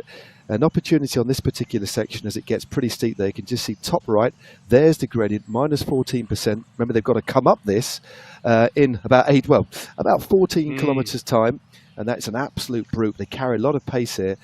And this little group, if they stick tight together, they'll get the benefit, that added bit of momentum that was being discussed at length a little bit earlier on, of course, by Nathan. Noticed a few of you out who are watching. Thanks very much indeed for tuning in on YouTube to the final round of the Zwift Grand Prix. I can see a lot of you have got those Zwift companion apps. I can't believe it. I haven't mentioned it just yet. So do fire up those companion apps, get involved and give your favourite riders a ride on. It really does make a difference. But yeah, they've got this long drag. They swing right, flat section, then they plummet down, and then they hit the bottom of the next drag. And I think the guys should move up that climb probably in about 1:52 minutes. It's a pretty quick climb, but very steep at the bottom, flattens out, and then kicks up again to the line. Yes, slight problem with this. There's 4 riders clear, but only 3 of them can score points if they're to survive to the line. And having said all of that, there's still quite a way to go as well. It will come with 14.3 kilometres to go. So 4K's time from now, and we know how steep that hill is and how much speed you get into the bottom where they cross the little stream, the brook they go over before they start that climb as well. They get quite a fast run into it, and they are getting company. Here we go, coming back together. Yeah, the peloton behind. Nathan was explaining the pack dynamics. If there's only a few seconds lead, they had 3 or 4 seconds. The pack carries so much momentum. They've actually used almost that free speed to shut the gap pretty quickly to the riders out in front. And in fact, they have been absorbed. But look who's moving up there. We've got Lionel Villasan. Alvo is up in the mix as well as we get towards the top of this climb. Scotty on the left-hand side, surveying this scene. And it won't be long before they start plummeting down the other side here. 16.6 Ks to go. And they have about 3 Ks now, 2.5, 3 Ks before the next King of the Mountains. And that one, well, that starts the next phase of the race really, Jez, doesn't it? Because all of the climbs then are packed between 13.2 Ks and 18.7 Ks. So 3 opportunities to score points in just 5 Ks.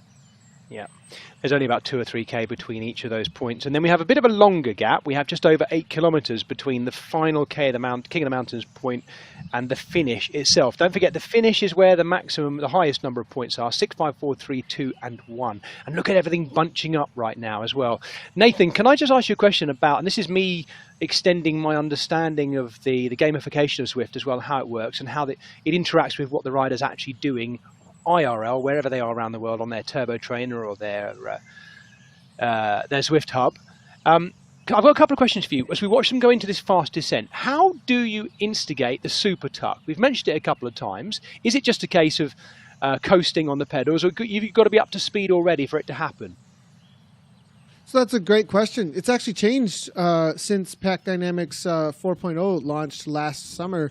It used to be that you would super tuck no matter where you were in the pack at 57 kilometers per hour or more. That 57 kilometers per hour has stayed the same. So if you hit 57 kilometers per hour or more on a downhill and you go to 0 watts, then you do start using a super tuck. But now with the new Pack Dynamics, only the rider on the front actually goes to into a super tuck, or only a rider who's not drafting on anyone toward the front of a pack, at the front of the pack, will actually do a super tuck. So then you don't get this continual snowball effect of free speed just over the top, over the top, over the top, and the pack kind of gets out of control. So that was another game update that actually made it a little bit easier for breakaways to succeed. Thank you, Nathan. We are just about to go around the corner and take in our first KOM. And this is where there will be 3, 2, and 1 points. Massive pack of riders, but only 3 of them can score. Don't forget, they'll score and they're out of the race as well. Wow, this is so close. Why has it bunched up so much like this? This is going to be a crazy sprint, Matt, isn't it? It certainly is. Just look at the power. They've all got. We're holding around between 4 and 6 watts a kilo. This is where the road kicks up. There's a little opportunity to recover, and then you've got this 30-second power up now, which is being deployed. The finishing line for the sprint comes only into sight just now. You can just see the orange just there. 6% drag. So the rider's just leaving it a little bit late, but we started to see a few go clear. Perrin, Power, Brandland there. Ollie Jones from Coalition Alpha also in the mix. Only 3 of them can score. Kel Power right at the front. Kel Power looking like he's got this. The others may as well drop off, because don't forget, the first 3 who score here are out anyway. You don't want to waste your energy before you and actually get nothing for it. Power, Perrin, Verhella, looking like they're the first ones across the line and therefore scoring the points. We'll wait to confirm that for you, but Kjell Power getting the 3, Perrin second for Coalition Alpha, and Verhella there for our leading team, Aber Synergy, getting just the 1 point, but he scored for his team, crucially. All 3 of them out of the race, and we roll on. Yeah, that was an impressive sprint. Yeah, I mean, once we get these points totted up, it'll tell us the points. Sorry, obviously tell us the point score. Of course it will, but it will give an indication of the dominant team, Movistar. Well, they have ridden it very well so far. They are currently the lead by quite a margin, considering we've only had 2 sprints so far. They've got 5. Next, Esports with 2, and Aber Synergy as series leader. The Zwift Grand Prix leaders scoring a very valuable singular point, and at BL13 Powerball Level Velo, after that first point that they scored earlier on, they're in 4th with 1.2. So good opportunity to get some points on the board early doors from Aber Synergy, but of course they have now lost that rider. No room to relax, though, because there's about a kilometre to the next sprint. Having gone over the KOM, they're back into Harrogate itself in the city, and we're going back through the sprint point as well, which comes with almost exactly 12k to go. 12k left of the race. 1 kilometre to that point now, though, so the actual run into it has started. Massive pack, contending 4, 3, 2 and 1 points. 4 riders to score, 4 eliminated. That's a small leading group as well, isn't it, Matt? It looks like we've only got about 25 or 30 riders left. They went so hard up that final climb. They went hard at the bottom, then it eased a bit.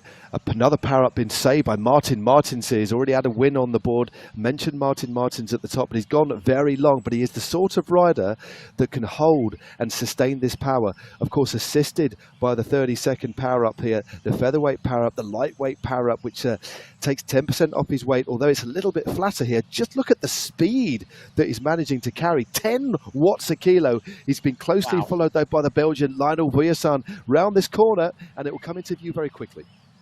I just wonder whether Vuillersan has timed this absolutely perfectly. They've got about 150 metres to go around this left-hander and into it. Vuillersan, look at that, dropping his feather power up just in time. And he's got a slingshot round Martin Martins. And I think Vuillersan has played this perfectly. Looking for the riders who are coming behind. Vuillersan leading for Coalition Alpha across the line. He scores 4 points. 3 by the looks of it for Martin. No, Martin Martins may have taken 2 there, I think, by the looks of it, because there's an overlap from Turek. Turek now coming through to the front. The first 4 riders across the line there, all scoring and out. There they are listed for us. Vuillersan, perfect timing with the use of that feather lightweight power-up. Turek in second gets 3 points. Martin Martins just the 2 after his hard effort there. And Paniza scoring the 1 point at the Yorkshire Sprint. Well, this is fascinating stuff. We saw that move around in the final, didn't we, of the women's podium. It's delicately poised here. Next Esports in the lead. Movistar lead with 5. Next Esports on the same points exactly with 5. Then we have Coalition Alpha with 4. Toyota with 2, with Aber Synergy now in 5th, equal on points with BL13 Powerball Level Velo and at Team Castelli, and a couple more sprints to go. This is absolutely fascinating, and another couple of attacks off the front of certainly not Vuillersan. He'll be out of the race, but it's a Pirot of Aber Synergy now trying to score some more points for his team. Remember, not too long at all before the next one. Nathan, what have you spotted? I know you've got your eagle eye on the screen as it's happening. What's going on in there? Well, there's a lot of pressure on Brian Duffy Jr.'s shoulders right now because he is the only next rider that I can see in and amongst that lead group at this point. They've gone early for a lot of points. Abus with only 1 point, right? So right now, they're the 2 top teams for that top spot right now, only separated by a few points in the series overall. But Duffy is the only one left from next that I see, and he's got to score big points. Even so, you've got 3 ABUS riders, maybe 4. I'm still trying to decipher. I think it's 3 that got a lot of opportunity. Duffy's got to trust that this pack is going to take some points away from them and try and score. So other teams that might not even be involved in the series or overall, they're a little bit of a wrench for ABUS now too. I know there's a couple of next riders trying to get back to this pack, but can they even score if they do so? So there's a lot going on out on field right now with Next versus ABUS. Oh, my goodness me, Next was so close to Aber Synergy. We always knew it was going to be a real battle between those two with just 5 points between them at the start of the day. I know we like to build things up, but we don't need to with that. There are only 5 points separating them. Double points on the tonight as well for the overall. This is going to be quite some finale. 2 more sprints to go. We've got one at the King of the Mountains climb, which we know is a real tough one, and then the big finale. So there are At the King of the Mountain, they're going to be 5, 4, 3, 2, and 1, and at the finish, there's 6, 5, 4, 3, 2, 1. Yep, this is An fascinating. awful lot of riders that won't score too. Sorry, Matt. No, there is indeed. We're just coming on to the bottom of the climb. The actual climb, the formal time section of this climb just starts in a few moments' time. But look at this little kicker here. There's the time section on the left-hand side, denoted by that red flashing post. It went up to 13%. It's really horrible, that particular section. Then 5%, then it's just a gentle drag all the way to the line. It is a difficult one to get right, but as Nathan was quite rightly saying, I can't see any more Next Esports in this front group, but I have managed to count 3 riders from Aber Synergy. Paradines, Van Elst is there, and Pirot is there. All 3 Belgians in that group, and as he said, that does put a lot of pressure on the man in the Stars and Stripes on the right-hand side. What does he do? Does he go for this one, or does he hold on to the finale? He's in a very difficult situation, but right now, from a numbers perspective, it is Abus who are in the driving seat. Yes, absolutely. Next Esports have Nicky Hug, who's right at the front as well. Has been buzzing around the front there, the Swiss rider. And once again, it bubbles up and just packs up tight, that pack. One rider starting to try and go clear, though. And it looks like the colours of the Swedish Zwifters, if I'm not mistaken, using the Featherlight power-up on this gentle rise as well. Yep, it is a Norrent going clear, 10 watts a kilo, but he's been closely followed by Kaminski of Coalition Alpha. Voyasan out of the race, scoring well on the previous one, but this rider's starting to move clear. He's got a half a second lead, but it's been passed very quickly by the Pole, Kaminski, who shoots by him and also spins him round in a vortex. Just look at the power of the Polish rider. He's still got a fair way to go to the top of this climb. He just swings right, and then the finish line will be in sight. He's gone early, but I tell you what, he's looking very good. He's extremely close to that KOM point, because remember, we're coming in reverse this time. This is the easier way up, and here it is. He's made it count, Kaminski. The pole has attacked straight through there. So he gets 5, 4, 3, 2, and there's 1 point being taken just off the left back there as well. Kaminski getting the 5 points. Noren the 4 for Swedish Zwifters. Sorry, that's just been corrected, I think. 4 went to Pirot of Aber Synergy. My graphics are just disappearing. Noren in 3rd. Hug, the Swiss rider, in with 2 points, not on 3rd. Yes, 2 points. And Michael Plantreux. We've seen him moving up at the last KOM in the other direction. He didn't score. He gets just the 1 here. Those riders are now out of the race. We won't mention their names again for a while. And we're left with just the finale. 8.3k to go to bring us back to the finish line, where there will be 6, 5, 4, 3, 2, 1. Nathan, looking at that, we've lost some big names in that penultimate sprint, haven't we? They're out of the race now. Looking at someone like Plantreux, I think he looked at trying to score maximum points at the last one. Didn't do it, and has bagged himself 1 there. At least he's on the score, though, isn't he? Yeah, it's good for Hexagon. It's not going to probably do it for them, though, when it comes to the overall in the series now at this point. I think the conversation, I did miss Nicky Hug. He was in there. He was able to score. He was obviously marking Perot, I believe it was, that was able to score there at the end for Abus. Now, the reality is, though, there's still plenty of Abus left in here, and we're back in that same situation where there's a lot on Brian Duffy Jr.'s shoulders. We did just see Pim Van Diem from Movistar and Neil Freyet go, and now it's about marking for a win, right? Like, you're sitting here thinking about Abus Synergy and what's happening with them versus Next, and that's kind of what's going on in their heads. Well, there's other riders who are just out for the win. There's points that they can just take away from you if you don't cover their moves, but at the same time, are you dragging those other riders for the series overall with you? Lot of chess going on here with all the riders. What do we cover, and what will stay away, and what will just be brought back? This is a leading group of just 11 riders. You can see them on the right-hand side of the screen, down to 11th place. The gap back to 12th place, and Viort riding for Wahoo Lacol is 8 seconds back from the lead. So there are 11 riders now in the lead and 6 points to be scored. This is now a much more interesting tactical situation, isn't it? And even amongst that, they're splitting up as well and not all getting the benefit of the full draft by riding off the wheels. Yeah, this is absolutely fantastic. It is fascinating. A great win there by Kaminsky earlier on, to add some points to the total of Coalition Alpha. But yeah, this is a small group. Remember, we've got this horrible, no more points on offer until we get to the finish line now. But we saw on this particular section the women's race absolutely explode up that brutally hard climb. There's a Brian Duffy Jr. in the mix there in the Stars and Stripes. Can he do something special tonight? Van Elst is there for the leading team. Abus Synergy as well, and I think we've got 11 riders in at that front group who are enjoying a lead of 13 seconds over the chasers. What a list of names as well. Nathan, looking at those 11, let's see if you can get this right. Who's going to be first across the line? Oh, well, I've actually sprinted with Duffy. I've sprinted with Duffy on this specific course. He knows this course really, really well, and he knows when to go.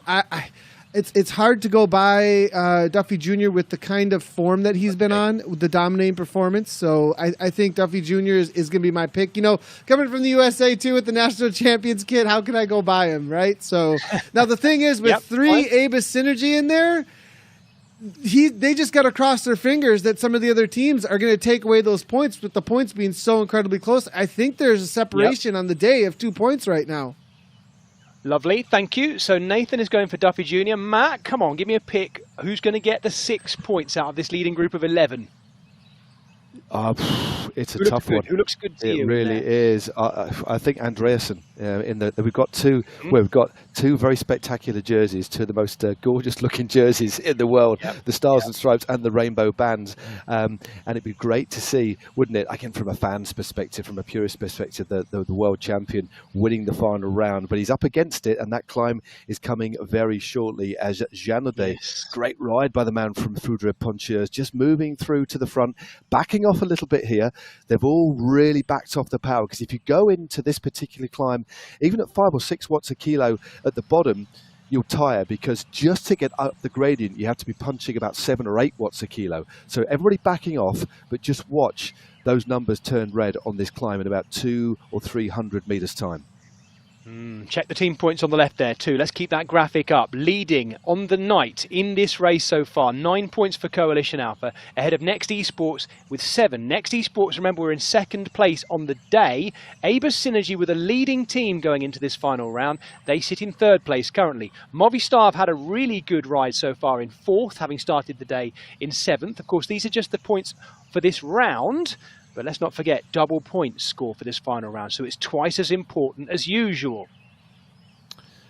Look at the gradient here, 14%. That's some power ups being dropped by Brian Duffy Jr.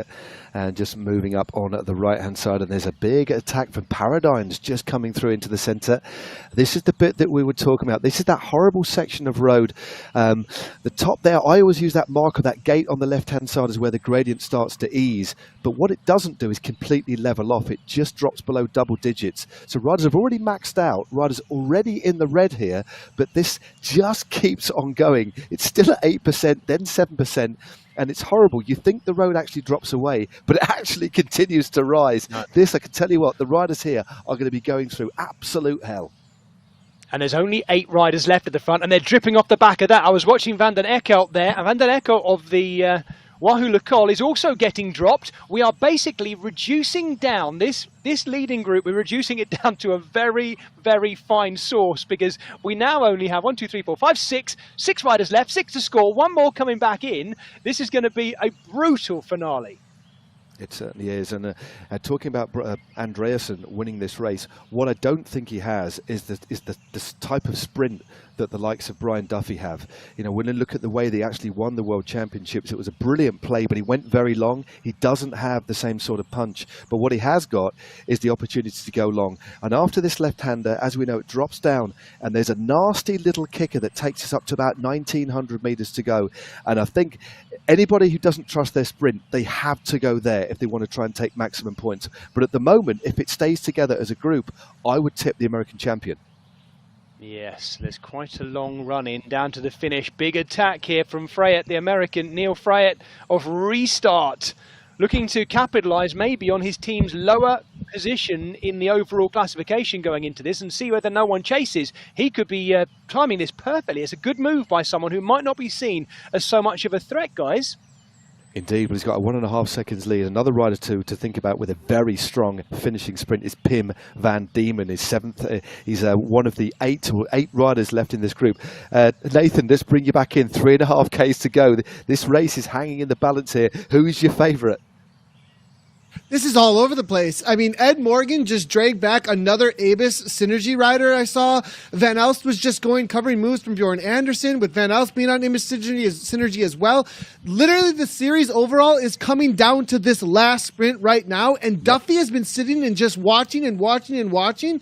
Neil, I think, wants a little bit of payback because they were 1-2 in the national championship. There's so many stories going on right now in the background, but it's still all right in front of us for the win.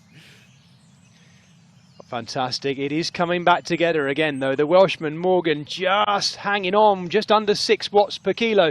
We know that it's quite a long, very gradual downhill back in towards the finish line in the middle of our course here. But Bjorn Anderson going long. Matt, you mentioned earlier he won those Esports World Championships by going long. He went crazy long, of course. He was out there for miles by himself. And in the end, it was a bit of a surprise. No such surprise today, though. He's in that stripy jersey and he's riding clear. Look at this. Steady watts, 4.3 watts per kilo at the moment as they're going downhill. He's coasting a little bit. Yeah, he's got a kick now. This is where with 2.5 Ks to go, he's going to go in. He's got to go into the red. Look at this. His power's gone up now to 8.4 watts a kilo, 178 beats a minute. Brian Duffy Jr. knows he's a dangerous rider and has actually dragged that group back. This is going to be hard for Andreasen. It's a reverse roles now. Andreasen has now got to try and stay in that group, not lose any positions. But it looks as if a couple of the riders have just started to back off ever so slightly. 2.3 Ks to go, and this continues to drag. Look at the right-hand side. It's actually 9% here. It's deceptively steep, but there are some very quick sprinters. And as Nathan quite rightly put it out, mentioned, the overall rests within this group. The overall decided within this group. The whole series is hanging now in the balance. It really is. We've got 3 riders from Abyss Synergy in there, but remember, they only have 5 points and Coalition Alpha have 9. This is absolutely fascinating. So the American champion has got it all to do now. He really has. 2 kilometers to go. 10 riders in contention for the remaining 6 places that will score at the very end of this second edition of the Zwift Grand Prix. This is going to be brilliant. It's so close between Abyss Synergy. We can see the Abyss Synergy jerseys there, tightly packed together in the middle. Don't forget, Next Esports are represented by Brian Duffy there in that US National Champions jersey off the left-hand side. Fryatt might as well have another go himself here again, and it looks like he's doing exactly that, Neil Fryatt, from restart. He's the only restart rider in this final group of 10. He's had a very good ride to be there too. Indeed, well, there's nobody in this from Coalition Alpha. They're leading at the moment on points, but they've got nobody left in this front group. There's the world champion just towards the back, looking good for Wahoo Lacole. But of course, they're not in with a shout of winning this overall. It is all, of course, between Next Esports and Abyss Synergy. On the night so far, Next Esports have 7 points. Abyss Synergy have 5, as Fryatt of the United States of America now goes clear for restart. This is the 3rd time he's done this. We've got this very, very long straight all the way down, still downhill to the bottom left-hand turn. They turn left and they will immediately see the finish line as well. And he's not the only one who's now laying it down. De Kock also having a crack for Abyss Synergy in second. Can they make their numbers count in this final sprint? 6, 5, 4, 3, 2 and 1 are the points that will be scored from these 10 riders. It looks like that's what they're trying to do. It looks like De Kock is just leading them out here. Well, it certainly did look like that for a few seconds. Just he wouldn't be sitting on the front like this. He's putting out 7 watts a kilo, 6 watts a kilo. Everybody else about 4, 3.5 watts a kilo as De Kock continues to ride hard. And in fact, he's opened up a gap. He's turned on the gas, 9.4 watts a kilo. They can't get his wheel. This is absolutely superb from the Belgian. 580 meters to go. That left-hander is going to come up. His lungs are going to be burning. His legs are going to be on fire as well. But he's got a 1.4 second lead.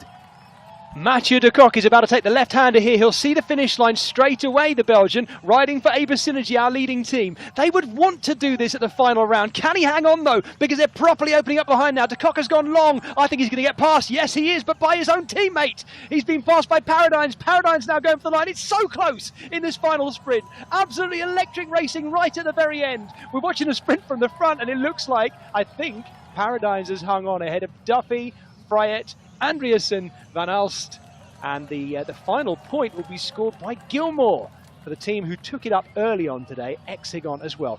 That's provisional. We will confirm that for you in due course, but I have to say, Abus Synergy, behaving like the leading team in there. But Next Esports, how close can they get in the final point scoring, nail-biting finale? So close, wasn't it? It really was. I mean, Abus scored a few there, that's for sure. With the win, with 6, and with 5th position, another 2. So that's 7 points to add to their total. I think we are getting the final points tally through. I won't give you it just yet till we get final confirmation, until our abacus at Zwift headquarters is finally checked and double checked again, because there's so much at stake here. But what a brilliant race that was. Similar to the spectacular women's race we had, it really came down to that final climb. It exploded. Riders previously had sacrificed themselves for the team and taken those points. But for this series to come down to the final 5 or 6 Ks, I think it says one thing. The riders have really taken to this format, and the format's got the balance right. And what we do have is an immense strength in depth amongst the teams now. There's no one dominant team. There are, from week to week, we have dominant teams, but I think there's a real even playing field amongst the top teams now, and that has made for some thrilling racing. That was absolutely spectacular. But again, Abus Synergy, they rode as a real cohesive unit. Mightily impressive. Yeah. I have to say as well, I think the choice, I mean, we've got a very clever team behind this. We're lucky, Matt, we get to come on and just sort of talk over the top. But there's an awful lot of planning and work gone into this Zwift Grand Prix, both from involvement of the Zwift racing community, but also with the staff who work on the race, who've come up with this format. And running it, I think, on the Royal Pump Room 8 course here at Yorkshire, it's just the perfect way to finish. I'm not just saying that as a proud Englishman. I mean it because of the level of racing that it lends itself to as well. It's a spectacular looking course, but absolutely perfect combination of climbs and flat sprints. Yeah, I mean, you could have put this points race on a different sort of course. This points on a different sort of course, but I think you're quite right. Firstly, it's a real racing course. It doesn't suit the pure climbers. It's more of a classics course, really. A classics course, an unpredictable course with descents, little flat sections, drags, very steep climbs, lends itself to riders who are aggressive. And for the whole series to come down to this final race on this final course, I think was almost perfect. It really was spectacular. Yeah. And I said, the riders have really taken to it. It's a difficult format for the teams to get their head around, but I tell you what, it made for some intriguing, entertaining racing, and that's what this is all about. Nathan, just to get your final thoughts on that men's race, it's been such a close men's series, hasn't it? And I must say, particularly when we saw Andreasen trying to go solo like that, I didn't think we'd be treated to such a close finish. It was very, very close, wasn't it? Well, that's kind of his ace up his sleeve, isn't it? That's how he won the world championship. Just snuck away off the front. And he knew the reality is when it comes to a sprint, he doesn't, those other guys, there's a couple in there that just got a crazy kick. And you saw 17 watts per kilogram at the end there coming from Paradanes. I think Duffy Jr. got drawn out a little bit. Like he played it so intelligently. I was watching and he was fading back. I saw 0 watts per kilogram from him a lot. He was so patient. But eventually it comes to a point where you start going, am I going to be able to close this? Is this going to come back? And you start risking a little bit. And if he would have been on Paradine's wheel, maybe something could have been different, but Paradine's at the end of the day had like 2 watts per kilogram more in the sprint. He probably was just the fastest sprinter at the end of the day, but crystal ball, I can't go back and go, oh, if anything was different, but it was really a nail biter, and they put on a show right to the end. I mean, whoever wins deserves it. And I mean, so close still too, between those two teams and all the teams really. And Nathan, you got Matt and I here as two proud Englishmen. We enjoy picking out the British riders every now and again, particularly the women's race where they've been so strong. I must have been very proud of you watching on with Neil Fryatt there as well, and Brian Duffy as well. Strong American performance right at the end. Yeah, I mean, Duffy Jr. and Neil Fryatt going back to back-to-back 3 races, 1-2, 1-2. I mean, over and over again, battling it out the national championships. Now it was kind of almost like a repeat of that a little bit, a race within the race. Duffy Jr. getting the better of him this time around, but really cool to see them going, top 3. And I'm loving to see them raising the level for American esports. It's definitely been the Europeans dominating for quite a while, actually, in this whole space. And this last year or so, there's been some talents coming out of America. Now, on the women's side, Kristen Kolczynski, we saw Weissman last week, and now, obviously, Duffy Jr. and Neil Freyet. I got to mention Gabby. She flies the Brazilian flag, but we're getting her naturalized over here too. So okay, we'll watch this space. We'll look for that quiet change in the flag on Zwift. No, don't worry. If it happens, I'll be the first to point it out. Just while we wait for the men's points table on the night to be confirmed, Nathan, how excited are you about the first ever edition of the Zwift Games we've got coming up in March? It's going to be a nice stepping stone for a lot of these riders we've been watching tonight, I guess. Yeah, when you talk about democratization of merit and being able to bring that forward for individual riders, right? There's a huge selection of riders that are going to be able to come out of the community and show what they have in the Zwift Games. I really do think, I like the naming of it. I mean, the idea is to have the pinnacle of the sport being able to show one time a year. Really, really well done. So I think we've got this great series with Zwift Grand Prix. We've got national championships, popping up all over the place here on Zwift. And then we've got this okay, let's have that major celebration of an international field of who the absolute champions are of Zwift as an individual. That's going to be so cool to see. Absolutely. Right. I can confirm that we do have, thank you, Nathan, we do have tallied up the points from tonight's race. There we go. These are the race team points. Aber Synergy, our leading team going into the night, scoring 13 points ahead of Next Esports, who were in second. They sit second as well. This is not the overall points, by the way. This is just for the race tonight. Coalition Alpha in third on 9 points ahead of Movistar Restart. Where am I looking for? Swedish Zwifters had a good night in 6th place. Wahoo Lacol, though, slipping a little bit there in terms of where they would hope to be. Remember, they went into this round in 3rd place. They finished the round, though. This is not the overall standings, just on the actual round points itself in 7th place. Toyota Elite E-Cycling in 8th, Hexagon, BL13, Castelli Elite, Deepak Elite, Foudre Poncheurs, and there we go, all the way down to the bottom through Beast Mode. Primor off the bottom, and Saris Nopins down there at the bottom in the pink and white too. Packing out the numbers, Aber Synergy, Matt, and looking good. I think I know what that might have done to the overall point score. That might be a little indication of where things are going. I think so. We'll get the exact points. But look at that. Look at the point score on the night, though, between the two top teams. 1 point in it, and it came down to that final. It came down to numbers at the end, as it always did. They had 3 riders in the finale, so they rode so wisely. They made sure that they kept that group together to get Paradigms in the lead. So they did that long lead out. So they had looked at the situation, they made a call, and they stuck to it. And had they done something different, the result, the overall, might have actually changed. 1 point on the night means they just about got it right. It really is. I mean, they've been brilliant, but they've had to up their game as well. They came under a lot of pressure today, but they had to get it just right. Imagine if their 5th counter hadn't have been there, had been in that front group, but it just faded, so that those 6 places were really battled for, and they were very, very tight indeed. But they've done it. It's been great. It's been so entertaining. They have. I think we've broken it to you already, folks at home, but now we'll confirm it for you mathematically. Here we go. Aber Synergy have won the 2nd ever edition of the Zwift Grand Prix, and in the end with a pretty dominant performance. Still pretty close between them and Next Esports behind, but Aber Synergy have bossed it in a pretty formative way.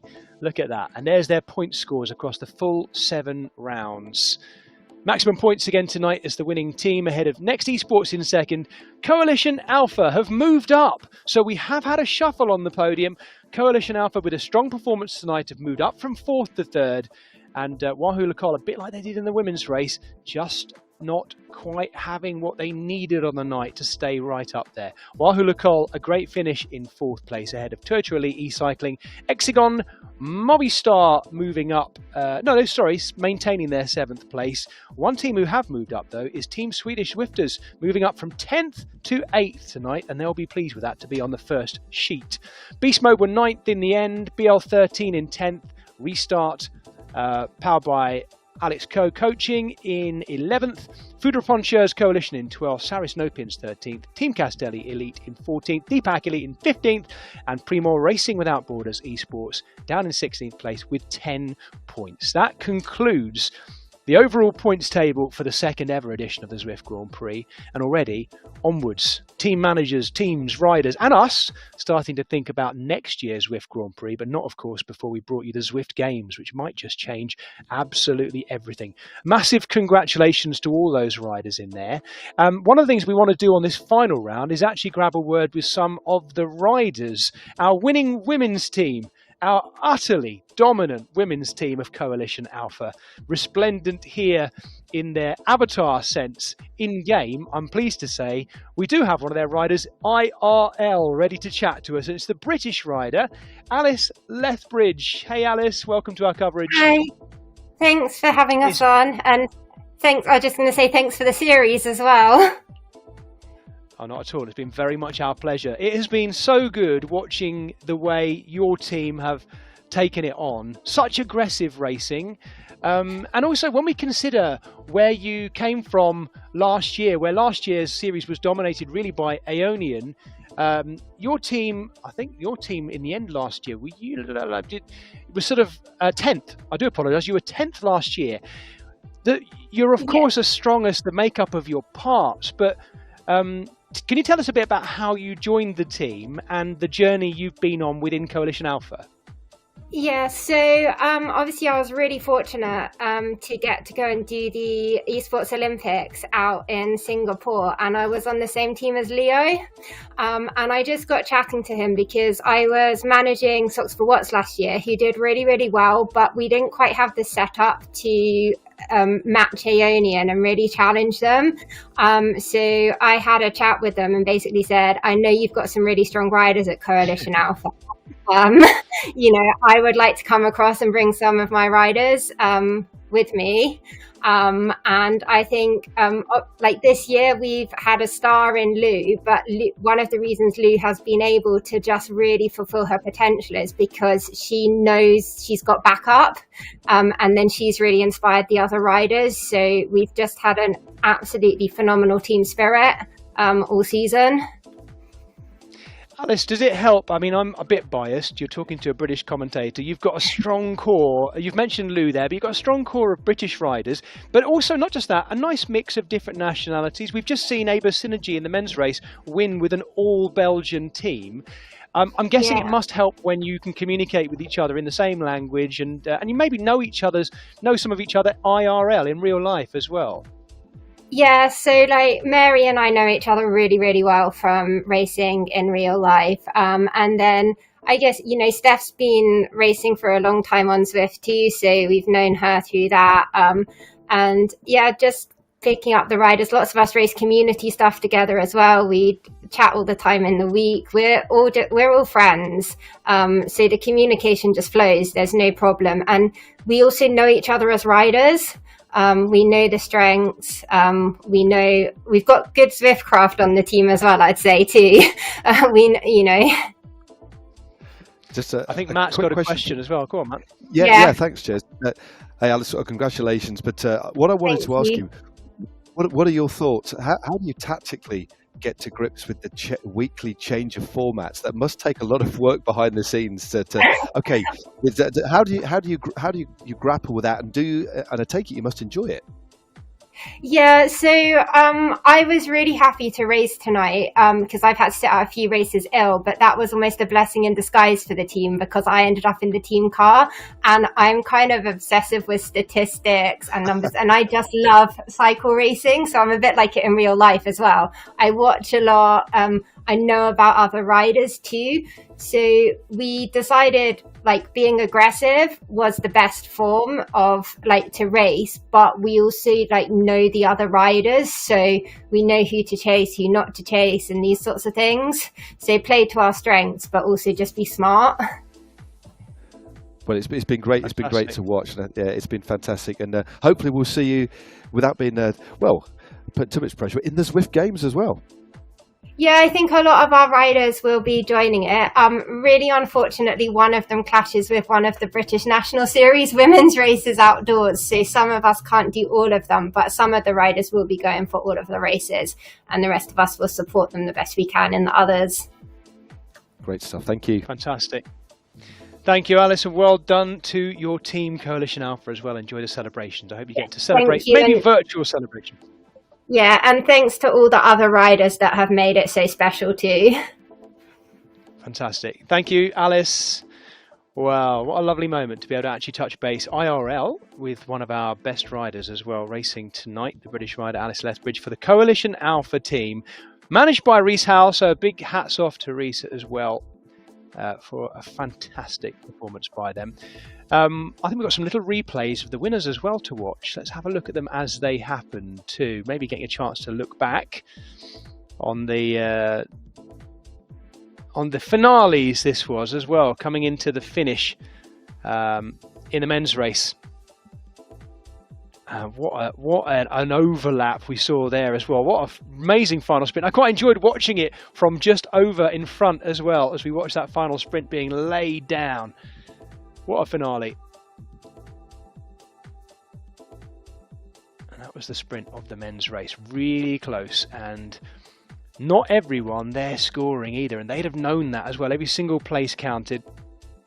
Neighbour synergy. It is remarkable, Matt, isn't it? I think, and actually there's something quite neat about that as well. They're talking to Alice about a team today, Coalition Alpha for the women, that had 3 British riders, an American and a German rider, so quite multinational.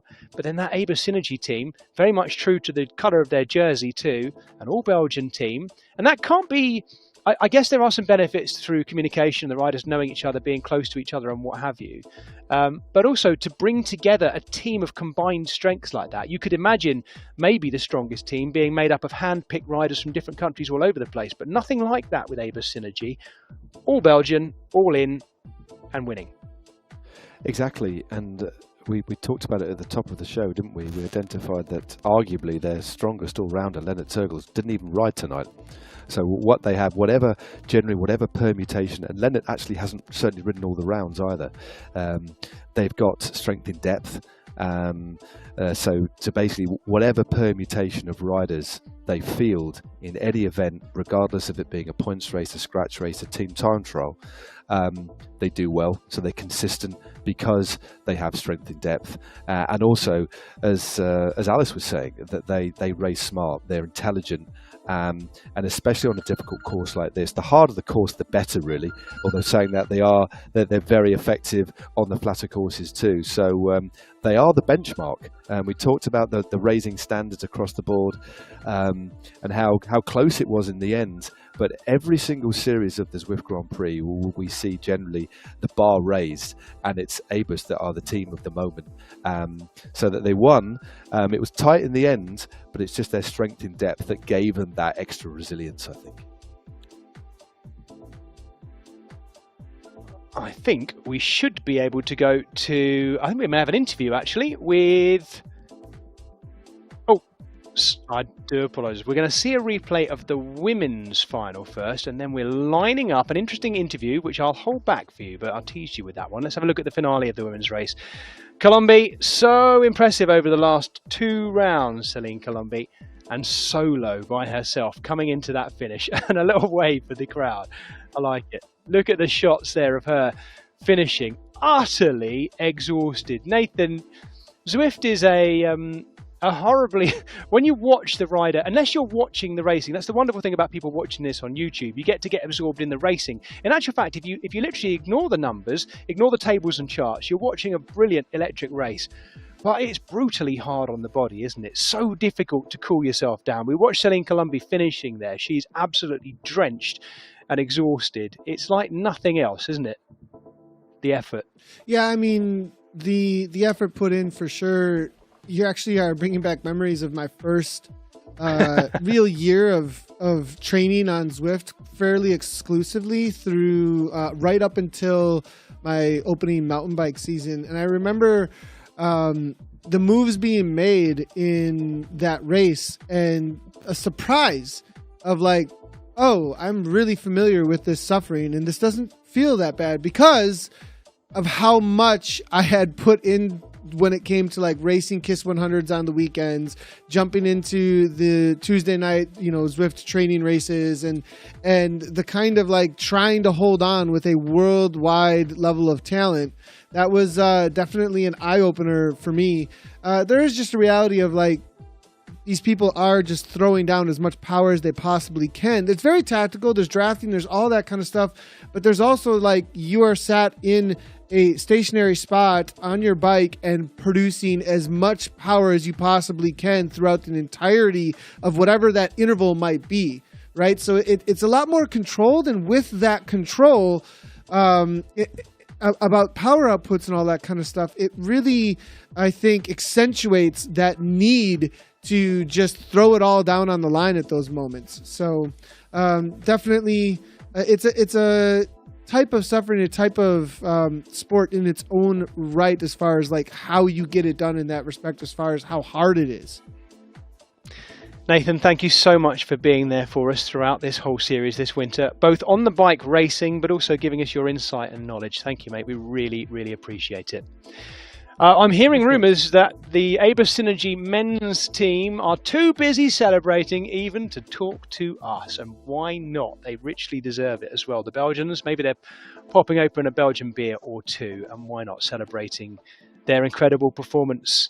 Matt, it's been a fitting finale to a brilliant winter of racing here in the second edition of the Zwift Grand Prix, isn't it? It's been great. We knew this race was going to be a thriller. Lots to play for, lots of jeopardy. And we got it. It's been entertaining in spades with this disruptive format. I've thoroughly enjoyed. It's been a pleasure working alongside you, and also to be able to pick the brains of the preeminent expert on Zwift. Probably, is the world's #1 expert on Zwift, if you ask me. It's Nathan Guerra. Always interesting. I've learned so much being in his company. Hopefully be back on his bike soon so we can actually call him across the line in a few more races, but always good to pick his grades. It's been a pleasure. And I'm looking forward to the Zwift Grand Prix next season. But of course, in between, I'm looking forward to the Zwift Games. And so I'll see you all then. But it's been a pleasure. It always is. Thank you, Matt. So get yourselves to Zwift.com to find out how you can start your Zwifting journey. It's the app that makes indoor cycling fun. Download it, get on it, figure out how you can get entered to the Zwift Games. All the details are there at Zwift.com and through the app as well. Check it all out there and get on board with us. It's been an incredible winter. I've particularly enjoyed it. I want to say a big thank you to Matt and Johnny and all the team who work so hard behind the scenes to bring you our incredible YouTube coverage, which has really gone a notch up this year. It's been incredibly professional and really slick to be involved with. I hope those of you who've been watching it on YouTube all around the world have been enjoying it. Let us know how you feel about it in your comments, what you'd like to see more of going forward as well. And I can tell you, we're moving up yet another notch when we bring you our coverage of the Zwift Games. I've heard some horrific rumours, Matt, that our commentators, including you and I, might be in vision, on shot. So I'm off to have my teeth whitened and have a fresh haircut. I need a haircut. Look at this, mate. Oh, luckily the people can't actually see it. They can just, it's big. But that's going to get some work. It's quite the barnet. We're so looking forward to bringing it to you. We're so excited about it. Make sure you follow us on that journey. So as I say, thanks to everyone behind the team. Thank you to the ZRL team who were behind helping us bring you a lot of these rounds as well, the community as well, but primarily the riders, without whom we wouldn't have had the entertainment we have had. To all the men, to all the women who've taken part in this Zwift Grand Prix, a massive thank you to you. Big thank you, of course, to Hannah Walker and Matt Stevens, my co-commentators here as well. And for the final time this year, from me, Jez Cox, thank you for joining us and see you again soon. Bye-bye.